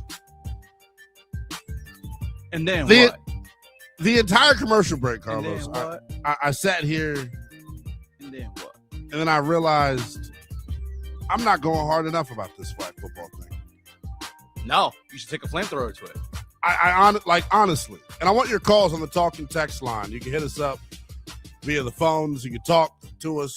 You can text us. A bunch of different ways. 310-840-4910 is how you hit us up on the talking text line. Am I overreacting to Jayden Daniels and Joe Burrow being allowed to run routes and play wide receiver in flag football? Am I overreacting to it? I see we got a bunch of calls on the line. Let's get to them. Jerome is in South Kakalaki wanting to chime in. Rome's in the house. Welcome into Westwood One Sports, brother. First of all, you watch too much Martin, okay? And by the way, weren't you paying attention to the quote? Do I have to remind you? It said the quote is, when you're a celebrity, you can do whatever you want. You get away with it, okay? I hear that. I mean, no, franchise players, okay? They carry the success of the entire franchise for however long they play. And you're letting them play flag football. There was a guy from Georgia years ago. He hurt himself in like one of these like Mickey Mouse beach games. They were playing like beach on the beach in Hawaii or somewhere, or California. Tore up his knee. I think his name was Robert Edwards or something like that from Georgia. Never played again. It ruined his career. You never take a chance like that. Never take a chance. It just ain't worth it. It's just not worth it ever. No. Generational money, generational success. You don't take a chance. I don't know. Now I will say this, Jerome. I'm talking about generational. Yeah. That Saudi money that they was giving away. I think I would have signed up for it too, brother. I can't lie. Y'all know how it gets with that blood money. Yeah, hey, I appreciate the call. I'm just saying though. The one reason I was thinking, I'm like, well, why would they be so incentivized to do this? Could you imagine the bag? This was supposed to happen in Saudi Arabia. But with the current political climate, it ain't safe to play over there. So they went and took the game out to California. Man, could you imagine how much money they was offering these dudes to play in this game? That's the only reason I go, you know what? I don't totally blame them because I get it. Money is money. But man, the hell with that money. It's about your career, damn it. That's what I care about. 310-840-4910 is the number. Am I overreacting to Jayden Daniels and Joe Burrow being allowed to participate in this flag football thing? I'll reiterate my stance again here for just tuning in here on the Sports Sunday with the youngest in charge. Look, I didn't have a problem when it was first announced, right? And I'm a Commanders fan. So I know I take this very seriously. This was near and dear to my heart. I didn't have a problem with Jayden Daniels going out and playing quarterback. I didn't have a problem with Joe Burrow going out and playing quarterback. But the moment either of those two are lined up at wide receiver, you got me chopped. It's no way I'm dealing with that, Slim. I'm not. Jayden Daniels last year, say what you want. And I know Commander fans out there are going to get their panties in the wad. I can care less. Last year, he had an injury problem. Last year, he couldn't stay healthy. So for him, like I said, I have no problem with him playing quarterback in flag, but the moment you jeopardize him, allowing him to play wide receiver, Joe Burrow got speared on the left sideline. If that would have happened to Jayden Daniels, I would have hopped off this damn show. I would have took a flight, would have been on the first thing smoking to California. Somebody would have had to see me. Are you kidding? My quarterback, damn it. See, this is the difference between me and a lot of other sports fans out there, a lot of other sports radio hosts out there. I believe this. You understand? I'd have got my ass whooped in middle school trying to sneak and watch the Commanders game when I was on punishment. I believe this. So don't tell me I'm overreacting to Jayden Daniels. Now, Joe Burrow, on the other hand, I can really give a rat's ass about Joey B He's always hurt. But that's the whole point. Why would you allow these dudes to participate in this thing if they were allowed to do more than just play quarterback? Because I'm telling you, if Jaden Daniels would have got hurt or pulled a hamstring, sprained a knee, I would have been in tears. I promise to God I would have been in tears. And so would have you, if you were a Commander fan out there. Swaggy McNolegs says, I like money. We all should like money, man. I get it. I totally understand. Miss Leslie, look, you can say I'm funny. I'm being dead serious, though. I'm being so serious. And look, people on Twitter typing at me saying, oh, Lynnell, you're being soft, you're being scary. The guy's got to have a life. I get it, bro. I want him to have a life. I didn't mind him playing quarterback during flag football. But the moment he plays wide receiver, all bets are off for me, man. 310-840-4910. Let's go to Gerard out in Buffalo, wanting to chime in. What's going on, Gerard? Welcome into Westwood One Sports. Hey, good morning. I'm from Buffalo. I love my quarterback too, man. But I think these guys are athletes, and they're pretty durable. They're big guys, and the trainers. You're talking about your quarterback, not my quarterback. Your quarterback is the big cyborg that's 6'5", 240 pounds. My guy is 6'2", 190 pounds, soaking wet. Oh, well, there's plenty of time to recover before the training camp starts and the mandatory practice or the voluntary practices and all that. And I just look at it, it's part of staying in shape in the off season and getting, the situation, keeping the situational awareness. Let me ask you this, because I forgot you said you're a Bills fan. So you probably are evil Knieveling right now because Joe Burrow got speared. Let me ask you to put yourself in my shoes for a second. If Josh Allen was out there running a post route and got speared the way that Joe Burrow did along the sideline, would you be all in favor of letting the athletes do what they want to do? I'm telling y'all, the owners are not going for this no more. I promise you. This is the first and the last time you'll see it. I think there's a lot of time to recover from injury and stuff before the training camp starts, and the trainers are amazing, and the diet and the physical therapy. I think they'd be right back to. I think you are totally underestimating what type of injuries I'm talking about. I'm not talking about a hangnail or a hamstring. Right, I know what you're saying. You can jam a finger real easy playing wide receiver if you don't know what you're doing, and the quarterback probably doesn't know what he's doing too well as a wide receiver. And you're right, but I think that there's plenty of time to recover physically from anything in a flag football game. I could see if they were full contact, but.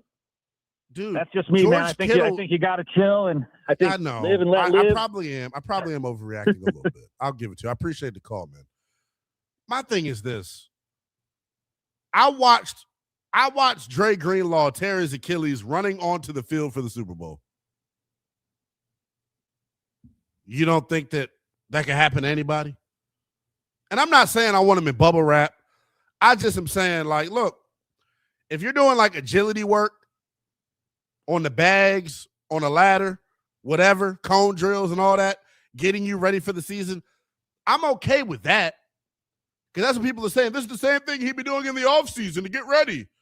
I guarantee you, Jaden Daniels isn't going out running routes against defenders in the offseason. And if he is, somebody need to tell him to chill the hell out. It's too easy to tear an ACL to get a severe injury these days, man. It's too easy. And you're the quarterback, dog. You are the friend, especially for the Commanders. We haven't had a quarterback my entire life. And now we got one. And the brother want to do everything but play quarterback. Now I'm over-exaggerating when I make that statement. I'm just frustrated.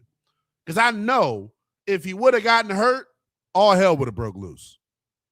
310-840-4910 is how you reach us here on the People's Show, Westwood One Sports, here on a Sports Sunday with the youngest in charge. I'll get you up to 11 a.m. Eastern time. We're going to continue to take these calls, man. Joe Burrow, Jayden Daniels yesterday participating in the Fanatics flag football spectacular is what I'm calling it. They aired it live on Tubi. I didn't get a chance to watch because I was watching March Madness like a normal human being would be doing. Some of you all are such addicts for the NFL that you decided to turn off March Madness to watch flag football. Okay, more power to you. When I see highlights of my quarterback playing wide receiver, I almost lost it. I was beside myself. Joe Burrow literally got tackled and hit sticked on the left sideline. The Bengals and the Commanders both stuck on stupid, and I guarantee you we won't see those two participating in this capacity playing wide receiver ever again. Am I overreacting to the NFL players, the NFL quarterbacks in particular, playing wide receiver in a flag game? 310-840-4910 is how you hit us up on the talk and text line. Let's go to Jason in Maryland wants to chime in. Jason, what's going on, partner? Good morning, man. Welcome into Westwood One Sports. Lynnell, what's up, brother? Mission What's Local up, Radios. I Appreciate don't think you're overreacting at all. I, too, like you, thought it was a neat idea. It was cute. The thing with Brady. Honestly, had never watched a pro flag football or an Olympic flag football game, so I didn't really know what to expect. I didn't know how many people in the field or any of that. It's a Chinese fire drill, dude. They're playing fast pace. They're really out there trying to hit people. Yeah. Why it was interesting and it was exhilarating and was fun to watch.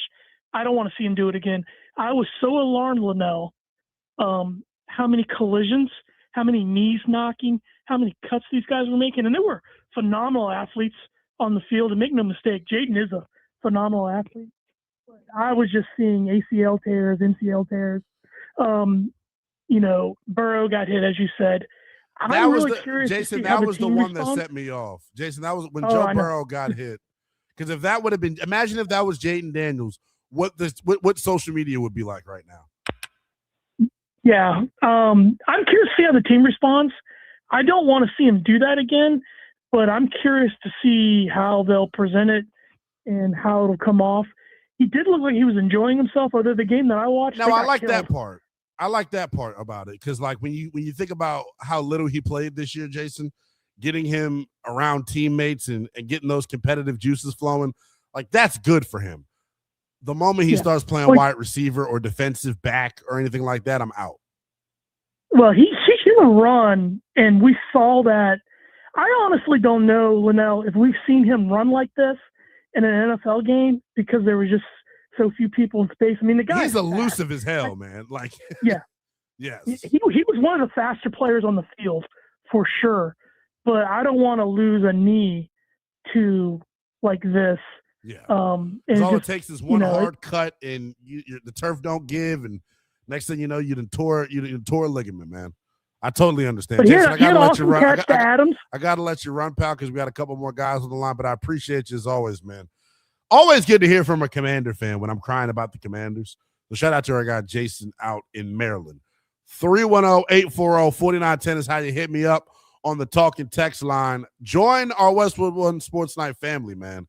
You can subscribe to the show to check out the visual element on YouTube. Just search Westwood One Sports Night. Like, subscribe, comment, do the entire bit. Shout out to you all. The goal was to get to 1,000 subscribers by the end of the NCAA tournament. We have smashed that. We're clear over 1,000 right now. The next goal is 2,000. So you all got some more wood to chop. We appreciate you, though, being as diligent as you have been and making this show a part of your routine. 310-840-4910 is how you hit me up on the talking text line. Am I overreacting? I think the Commanders and the Bengals are stupid as hell for allowing Joe Burrow and Jayden Daniels to play wide receiver in a flag football game. Am I overreacting? 310-840-4910. Let's go to my guy, Wayne, out in Buffalo, wants to check in. Wayne, what's going on, player? Welcome in to Westwood One Sports. Hey, good morning. How are you? I'm good, brother. I'm good. Hey, I agree with you 100% that you do not want your quarterback playing receiver during the offseason. You've had that doesn't make sense. And my fellow Buffalonian that decided to say, well, they're just getting in shape. I don't know which part of town he's in, but if it was Josh Allen, he'd be ready to fight. He would. Exactly. Right. And I know of another former Bills player that wouldn't do push-ups during the regular season because he came to present at my wife's school. No, you don't want your athletes playing out of position or doing anything because their body is their livelihood. I agree with you. Yeah. I knew I wasn't tripping. Appreciate you for making me feel sane, good brother. 310-840-4910 is how you hit us up on the talking text line. Am I tripping about going off about my quarterback, Jayden Daniels, playing wide receiver in a flag game? The injury context, man. When you put and add that context to the equation of how injured Jayden Daniels was a season ago, it makes it totally ridiculous. Our guy Alan typing at us in the YouTube chat saying, watching that flag football game is like watching curling or the new Baywatch. I'll watch once to see what it is, but never again. I didn't get to watch much. The highlights that I saw, it seemed like it was highly competitive. And these dudes are some of the best athletes in the world. My biggest takeaway, outside of being pissed off about Jayden Daniels, any of these NFL players, and I see some people typing folks in the chat, typing at us in the YouTube chat, throwing some names out like Bijan Robinson and Tyreek Hill. If y'all think that these flag football dudes are about to just give up their spot on the Olympic roster for these NFLers, you are tripping. One thing I learned watching the highlights, man, and I played flag football when I was a teenager, right? One thing that's different is it's a totally different sport, I guess is the best way that I could put it, in terms of like the strategy and making people miss. Like, it's very, very unique. It's very, very unique what we see in flag. And those dudes that are already flag Olympians, they're gonna take up and occupy all the spots. These NFLers, I don't think it's worth it. And then two, I don't know how many NFL owners are gonna go for it. Because the moment somebody get hurt, it's all downhill from there. Let's go to Troy in Pittsburgh. Troy, welcome into Westwood One Sports, brother. Appreciate you locking in. What's up, man? How you doing? I'm good. So, real quick, I mean, you kind of just hit on it right there. I've been playing flag football for the past 15 years. I used to play in Cali with the Curry Bombers. I know battling cancer. These dudes are real. They're legit, brother. I'm telling you. Like, flag football and NFL football are two completely different things. Like, you have to look at a way different landscape. Like, you got to get two flags off the hip. Like, you can't break down on somebody and get body contact or go for somebody's legs or something. Like, these dudes are dipping and ducking, and they know exactly what walking on their shins. The dude was running on his shins yesterday, bro. That's what I'm saying. In my personal opinion, no NFL players belong on the flag football thing. Like, it's like telling me like that these hockey players are like, oh, why are they getting players from the NHL to play on the Olympic team? Because they're the best at what they do. Now, the best at what they do at flag football are flag football players, not NFL players. But in terms of, I get your point, but I think you're tripping a little bit by one word, allowed. I don't like this. The NFL franchises are allowing these guys to do this. Like, these are grown men. Like, and I don't believe in, you know, like if the Penguins were going to tell Sidney Crosby not to play in the gold medal game because, you know, he got the Penguin season coming up and you don't want to risk it for the gold medal. That's not yours to say. Brother, I feel what you're saying. I'm not trying to control people. I get what you're saying. And I hear where you're coming from because it makes it sound like they're property almost. And I ain't trying to, you know, but there are contractual obligations though, brother. Like, I totally get where you're coming from. Yeah, but in their contractual obligations, if they are doing things outside of the NFL locker room, if they are doing stuff outside of the NFL, parameters, then there's things in their contract that are going to be voided. They're taking that chance by themselves, And to throw in like, I don't think the NFL team should have a word in what they do. If they're going to go out and they're going to get hurt on their own outside of the NFL facility, outside of the NFL parameters, that's on them. But the allowed word is where I think you're tripping. Now, are you tripping because you got a little bit of a paper quarterback down there? And I knew the shot was coming. At least we got a quarterback, brother. At least we got a quarterback, man. Are you a Steelers fan, Troy? But I'm saying, though, we get further without a quarterback, right? You a Steelers fan? Yeah. God bless you, brother. God bless you. Way to finish this up here. And Joey B crazy, boy. Yeah, Joe Burrow crazy as hell. Joey B, Joey B is a killer, but he crazy.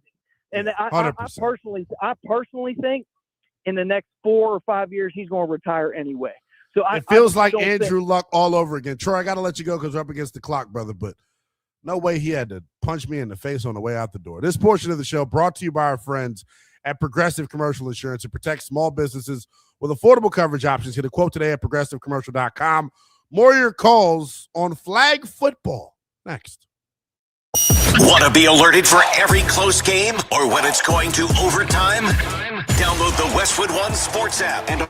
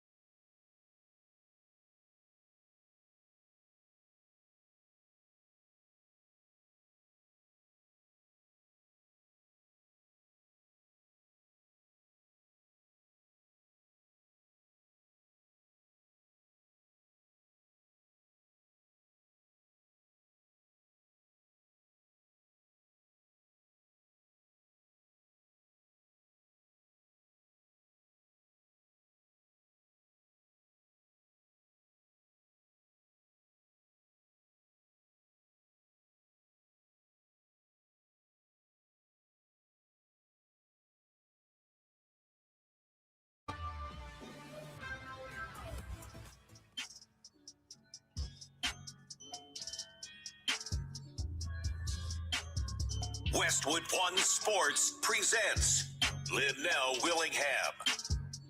I'm over here smiling ear to ear right now, and it is for a reason that none of you all care about.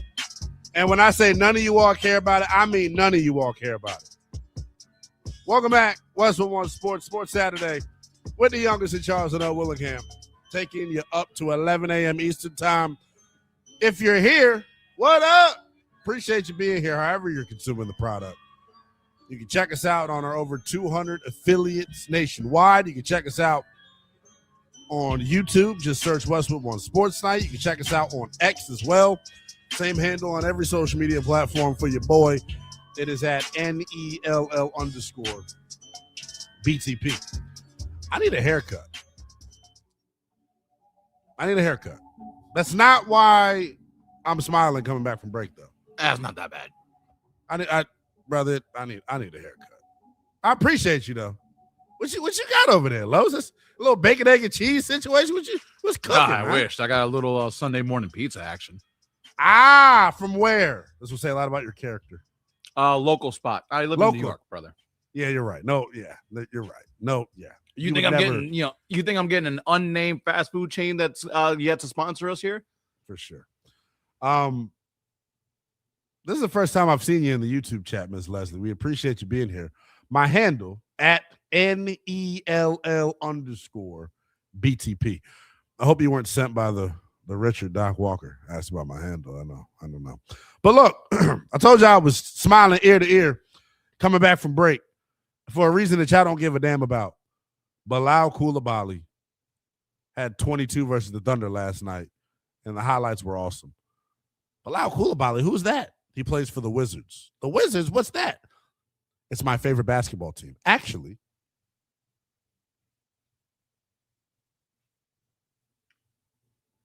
here's Bilal Coulibaly right here.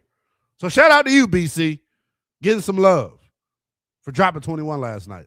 You're a Wizards fan, Lynnell? It's honestly something I'm embarrassed to share with people. I say it all the time. Like, y'all probably listening to this program thinking, damn, what was this good young brother out here giving us these great sports takes? He got a sense of humor. If you watch it on the YouTube stream, you're probably saying, damn, he handsome too. And then I tell you I'm a Wizards fan. It's like meeting a baddie at the club. Shawty's beautiful, natural makeup look, weave looking right, dress fitting her good and snug. And then you go in and lean in for a hug and she got halitosis. That's how it feels for me telling you all that I'm a Wizards fan. You probably all think I have halitosis. Not actually, though. But you pick up what I'm putting down. Am I tripping? I want to go back out to the talking text line, 310-840-4910. Am I tripping? I believe that the Commanders as well as the Cincinnati Bengals are totally tripping. Totally tripping by letting Joe Burrow and Jayden Daniels participate in flag football. I think they stuck on stupid. I think they're absolutely tripping. Am I tripping? Am I overreacting? And if you watched, two-parter for you, if you watched, what was your reaction to seeing flag football played at a professional level? My reaction was this. If the NFLers think they're about to just ease their way onto this Olympic team, they got another thing coming. 310-840-4910. James is out in Little Rock, wants to check in. James, what's going on, pimpin'? Good morning. Welcome into Westwood One Sports. Good morning, Lynnell. How you doing? I'm good, brother. Appreciate I have a couple of quick comments. Yes, sir. I am a Razorbacks fan through and through. I know you were talking about them very well yesterday. I watched the game, man, and it gave me fits. I said, if one more guy gets hurt, luckily Brazil came out okay. But Yes. Martin, man, they just couldn't do anything to slow him down. But that's behind us. We're into the field of the Sweet 16, and I think that's going to be another helter-skelter moment like it normally is because, you know, the road doesn't get any easier the deeper you go into this thing. No, it doesn't. No, it doesn't. And also, you had mentioned the Commanders, which are my arch enemy of the Commanders. I mean, of the Cowboys. Oh, you're a Cowboys fan. With Okay. Jerry Jones. Yeah. We'd be all right. They're rearranging money, all that other good stuff. So hopefully things work out. They Let me ask you this, brag us James. about, this is our year, and it never happens. It falls apart. Let me ask you this, James. If Dak Prescott was participating in this, how would you feel? If Dak Prescott was out there running routes in a flag football game, how would you feel about it? I don't know. I probably had mixed emotions because he is the one of the faces of the team, and if something happens to him, then you got to look for the backup, whoever that is. James, I appreciate you being modest. You lying like hell. You would have threw a fit. You would have threw a damn fit. All of Little Rock would have known your opinion. Yeah. And if I'm not mistaken, you're a Commanders fan, right? Oh, look, I don't even call myself a fan, brother. I'm a Commanders faithful. I'm a diehard. I bleed. And you guys got our old coach, and I thought he was going to make some noise, but I guess it's going to be interesting to see how this NFL season shakes out. So we got a lot of sports. Hopefully they're able to bounce back. Hopefully they're able to bounce back. I appreciate you as always, James. 310-840-4910 is how you hit us up on the talk and text line. Cleveland checking in from Niagara Falls. I almost said Cleveland checking in from Cleveland. What up, Cleveland? Welcome in. This is my what's going on, man? I appreciate it. This is my first time listening to your show. I'm about 20 minutes from Buffalo. Thank you. I'm about 20 minutes from Buffalo. As I sit here and talk, I'm grabbing my face and squinting my eyes because the other guy from Buffalo that called in really triggered me. I can't express how much you've echoed my thoughts. Now, I didn't watch the game, but I watched some highlights on X, and oh my God, if that was 17 out there, Josh Allen out there, I'm with you, bro. Like, listen, there's so many non-contact injuries, turf toe. I seen the one guy dipping and ducking and damn near on his knees. Yeah, literally was running on his knees, brother. You saw the same highlight I saw. I mean, we didn't even got to go James Allen. If that was James Cook, Christian Benford, Cole Bishop, I would lose. Listen, and then the one guy hold on. DeMar Hamlin was out there. I mean, listen, he's not on the team no more, I don't think. So I told him. Really? Wow. I'm just saying. I believe this Buffalo Bills thing. And then the one guy that said, you were tripping with the word allow. Listen, I get what you're saying. You don't want to make it seem like their property. At one point, Josh Allen signed a $250 million contract.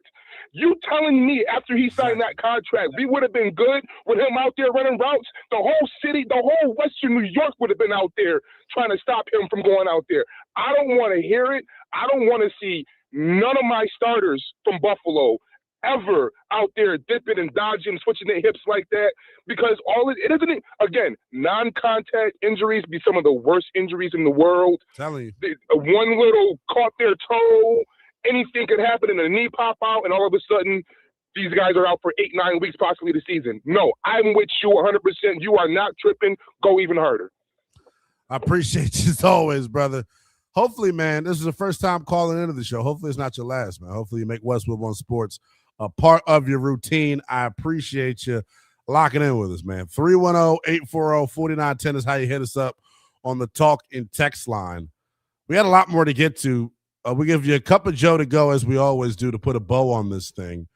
I just gotta Can I do real live breaking news with you all? And it's not really breaking news, but I just got an alert on my smartphone. I just sound old as hell saying that. On my smartphone, I got an alert on my cell phone, on my iPhone. And it comes from Roto World, who's like the NBC Sports NFL affiliate. They break news all the time. It says, quote, the Athletics' Nikki Javala believes that the Commanders, quote, would have no reason to hesitate in grabbing Jeremiah Love at number 7 overall. All yours, brother. I don't want let me not say I don't want Jeremiah Love, but the Commanders went out and signed Jerome Ford. They re-signed Jeremy McNichols. They brought in Rashad White. They seem like they cool at the running back position. You got Wild Bill too. And we also got our guy Bill Merritt. So it's like, man, it feels like Jeremiah Love is like off the table at this point. I wouldn't turn him down, though. He's a supreme talent. He is a supreme talent. So it would be hard for me to do that. I just don't know. The NFL draft will be here before we know it. And I know a lot of you all out there across the country listening on our over 200 plus affiliates. Everybody's got a guy or two that they want their team to draft. Jeremiah Love, damn sure, is near the top of that list for a lot of different organizations. I think he's going to end up being the most impactful rookie in year number one. I think he's going to end up being the most impactful rookie in the entire 2026 class. And Carlos, you saying no, you don't want him in New York with the Giants. He's smarter than your other running back. I'll tell you that. Oh, he certainly is, and I can't wait to bring a hammer to that. But no, kind of same reason as you. Like, I feel comfortable with the running back room that they have. I feel like Jeremiah Love is a luxury that the Giants right now cannot afford, considering they got some other holes in the team. So, like you, even though I'm a Commanders hater, I'd love to see Jeremiah Love go to the Commanders because you guys got other holes to fill as well. So that means you're not filling them. We would torch you all with Jeremiah Love.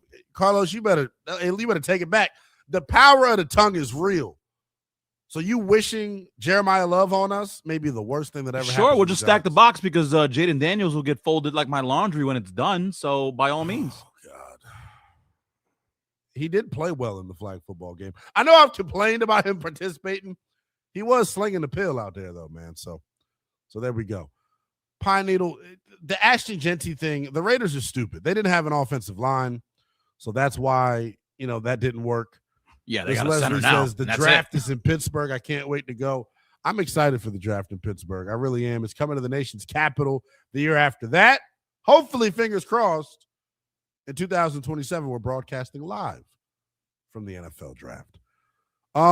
We got about 20 live minutes left to go in this program. We'll give you a cup of Joe to go, getting you lit and turned up for the weekend, and we'll give you the best audio vault in all of sports talk radio. Say what? Next. It's journey time, and you'll hear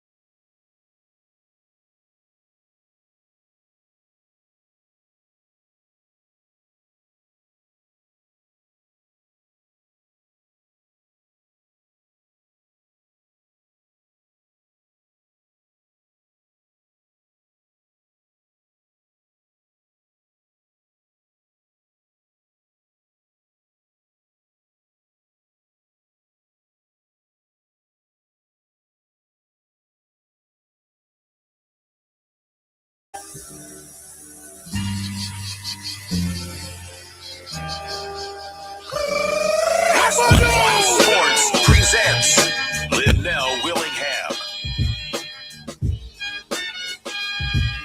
Biggest weight of the ring, weighing in at 265 pounds. He is the leader of the late nights and sometimes on the mornings. The pride of Westwood One Sports, the youngest in charge, Lynnell Willingham.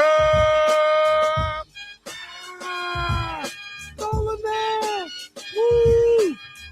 I'm about to say, if for whatever reason the sports radio thing doesn't work out, WWE, give me a call, damn it. Did you hear me? Oh, I do this. I'm not new to this. I'm true to this. One final segment to go here on a Sports Sunday with the youngest in charge, Lynnell Willingham, getting you up to 11 a.m. Eastern time, taking you coast to coast, baby. I appreciate you all tapping into the show as you all have throughout the 3 hours and yesterday as well. If you all joined us, man, always have fun doing these weekend shows. One more housekeeping note before we wrap this bad boy up. If you're listening on our over 200 plus affiliates out there nationwide, we appreciate you. I encourage you to check out the visual element of the program as well. Just search Westwood One Sports Night on YouTube. Like, subscribe, comment, do the entire bit, do everything you need to do as you help us on the chase to 2,000 subscribers, man. You all are awesome. I say it every show. The best national sports talk radio audience resides on Westwood One Sports, baby. Let's do this. I told you I wanted to had a couple housekeeping notes before we get out of here. I do want to quickly preview some of the games that we have on tap here in the NCAA tournament here this afternoon. Sweet 16 gets underway next weekend out in D.C. I'll be boots on the ground for that. Miami, Purdue coming up at noon. Iowa State and Kentucky. I'll give you some winners here real quick. Give me Purdue, 245. You got Kentucky and Iowa State. Iowa State without Mr. Jefferson, their best player. Give me Mark Pope in Kentucky. I like them to move on. 515, St. John's in Kansas. Give me Kansas. As I said to start the show, I think Darren Peterson puts the country on notice. Tennessee and Virginia, 3-6 matchup in the Midwest region. That tips off at 6. Give me Tennessee. Jacoby Gillespie, Nate Ament in Tennessee are too much for UVA. Iowa and Florida coming up at 7. Florida's going to beat the brakes off of Iowa. Utah State and Arizona, 750. Arizona breaks their foot off in Utah State's ass. Give me that at 750. 845 UCLA and UConn. Give me UConn. 945 Bama and Texas Tech. Give me Texas Tech. Without further ado, we'll hand things over to the super producer of the program. I got Carlos with a K. He's got the best audio in the world of sports. And say what? They are who we thought they were. We in here. The biggest names in sports step up to the mic. The guy is drunk. The best audio in the world of sports. As there's a drive in a deep left field by Castellanos, it will be a home run. Come after me. I don't come with the bullshit. It's Say What? Say what? With Lynnell Willingham and Carlos with a K. Say what? Ooh, I almost got it. I'm about to say that wow. near perfect octave, like Stewie from Family Guy. All right, Say What? The best audio in the sports world today / any day that I do this segment with Lynnell. We'll start off with your boy, TNT sports analyst Jamal Mashburn. You were glazing him earlier in the program, so I wanted to give him an opportunity to hear from him again. And I wanted to play this take on who he thinks should be the number 2 overall pick in an upcoming NBA draft. I'm going to say Darius Acuff. I think he should be taken number 2 overall in the NBA draft. And the reason why is what Jalen talked about, his mentality. But also I saw some things on the court. He has a great pocket dribble with both hands that he can hesitate, and a float dribble that can get you up in the air to shoot a 3 or go by you. And what I saw tonight, once he gets his shoulders past you, it's night time. And at the NBA level, what he can do, there's more freedom for him. So if he can get you 35 when everybody's locked in on you and with other great players around him, he can have potentially average 25 points a game. Real deal. I've been talking about Darius Acuff for the past month. I think for sure he's going to end up being the number 2 overall pick in the NBA draft. What else you got for us, Los? All right, let's say congratulations and give flowers to, I guess, a fellow DMV native in Kevin Durant. Yes, sir. He has passed Michael Jordan for 5th all-time on the scoring list. So if he wants a stat pad like LeBron, he's got to get a couple more seasons in there. He did say 4 to go with a smile as he was being interviewed on court. But let's hear some other comments that he had after the game. Man, it means a lot. I'm just grateful to do it here in front of the great fan base who showed me so much love. Support me every game, and I'm just grateful to be here. And man, what a journey it's been. I'm looking forward to keeping it going. You told me the first time you really remember watching Michael Jordan play was back in 1997 when the Chicago Bulls took on your hometown Washington Bullets in the first round of the NBA playoffs. So here's my final question to you. How did that 8-year-old kid become the 37-year-old man that just passed MJ? You're showing my age right now. Man, just discipline, hard work, just showing up every day. That's simple. I got great people around me. I got family, friends, coaches, teammates that invested in me when they didn't have to. I'm just grateful for everybody along this journey, and I want to keep it going. Kevin Durant, probably one of the most underappreciated stars in the history of the NBA. He passes Michael Jordan for 5th all-time on the NBA's all-time scoring list. Only 4 names in front of him: Kobe, Karl Malone, Kareem Abdul-Jabbar, and then the greatest athlete of all time, LeBron James. I will say this about KD because you're right. He's certainly a little, I guess, underrated in terms of what he does. Dare I say he might be the best pure scorer we've ever seen in the NBA. Ever. Not I got a stat. Not any facet of his game. Just on scoring alone, I think KD's the best I've ever seen. Can I give you a number here real quick before we Please. continue? Kevin Durant passed Michael while taking 2,177 less shots. So that speaks to what Carlos just said. Yeah. He's probably the greatest scorer we've ever seen. Yeah, efficiency like none other. All right, let's switch gears. Let's go to the NFL, a.k.a. sometimes the No Fun League. And this one, for all you people who think that I am a Giants homer or an apologist or a shill, you're going to love this one as I blow up that narrative. Let's hear from Giants running back, formerly a rookie, now is entering his 2nd year, Cam Scatterbo. And I don't think anybody's had much of a blemish on their public persona as Cam. Everybody loves him on his streams, his attitude, how he's been, his draft reaction. I got to absolutely kill him here. Let's hear from Cam Scatterbo as he was on the Bring the Juice podcast, which I didn't know was a thing until yesterday, being honestly a complete idiot. Think CTE is a real thing? No. It's an excuse. I think asthma is an excuse too. Yeah. Is that a hot take? No, that's a good That's take. valid. Yes, asthma's fake. Is there anything worse than when you're in 4th grade and someone's huffing and puffing? You're just soft. Yeah, just literally be better. Breathe air. All yours. As somebody that suffers from allergy-induced asthma, Cam Scatterbo, you crash out. Shut the hell up. You probably have CTE because there's video surfacing online of you banging your head off of a brick wall with a helmet on. That's the only reason you can come up with something as stupid as you did. Cam Scatterbo, I hope they draft Jeremiah Love just so you can't touch the football anymore. Love him as a player. Absolutely think he's a bozo after this. The reason why he thinks CTE is not real is because he probably already has it. And let's go ahead and kill say what here. Let's go to your Cup of Joe to go, where normally I have the story for your Cup of Joe to go, but we'll turn things over to the youngest in charge. Go ahead and give me some of that tasty back. Because I thought this was absolutely crazy here. There was a workout yesterday for a kicker, and the numbers that this kicker put up in this workout is absolutely ridiculous. NFL teams, you better have him on your radar. Jaffer Murphy, he ran a 4.47 in the 40 and then drilled a 70-yard field goal. 12 for 13 on his pro day kicks. NFL teams already on his radar. He's a former soccer player turned weapon. Could you imagine the fake field goal opportunities with a kicker that runs 4.4, damn it? Come on. It's going to do it for your Cup of Joe to go. Hopefully that gives you the shot in the arm that you need to finish up your weekend. Hopefully you all are tuned in to the tremendous college basketball slate that we got on tap. I gave you some winners.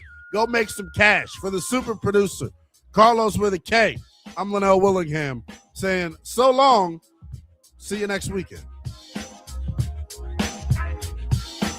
This is Westwood One Sports.